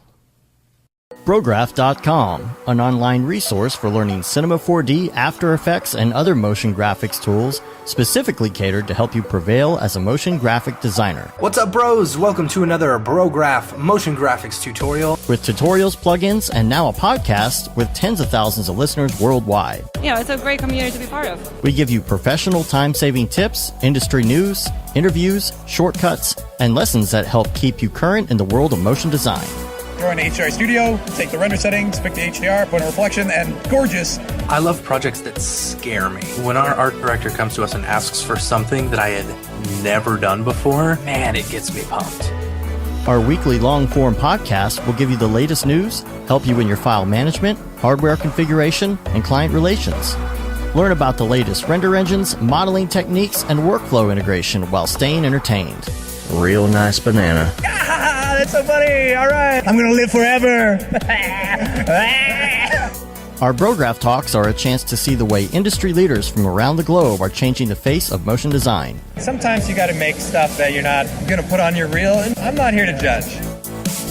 The podcast and talks include people like Beeple, Barton Damer, Nick Campbell, Andrew Kramer, David Ariev, Chad Ashley, Paul Babb, EJ Hassenfrost, Mitch Myers, Chris Schmidt, Jules Urbach, Cornelius Dammert, David Brodeur, Andy Needham, Caitlin Kaju, Zubair Parker, Noseman, Ryan Bean, Casey Hupke, Nick Lyons, Sage, Joey Korenman, Jeremy Cox, Rick Barrett, John Dickinson, Matthias Omotola, Patrick Goski, Brandon Clements, Steve Teeple, Tom Glimpse, Patrick Longstrom, Julia Simone, Devin Coe, Al Heck, and even Deadmau5. You get that render done. Yeah, you better frame what? Our Brograph breakdowns go behind the projects and give you an insight on what it's like to manage and maintain your own personal business or work for a large company.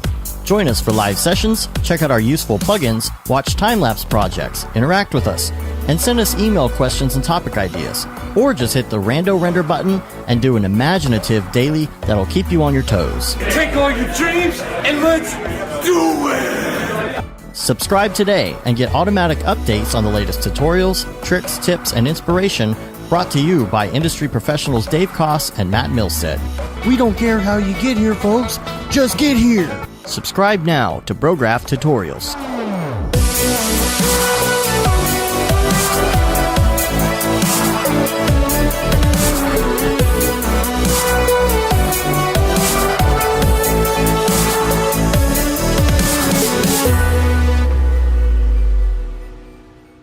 It's pretty good, I guess.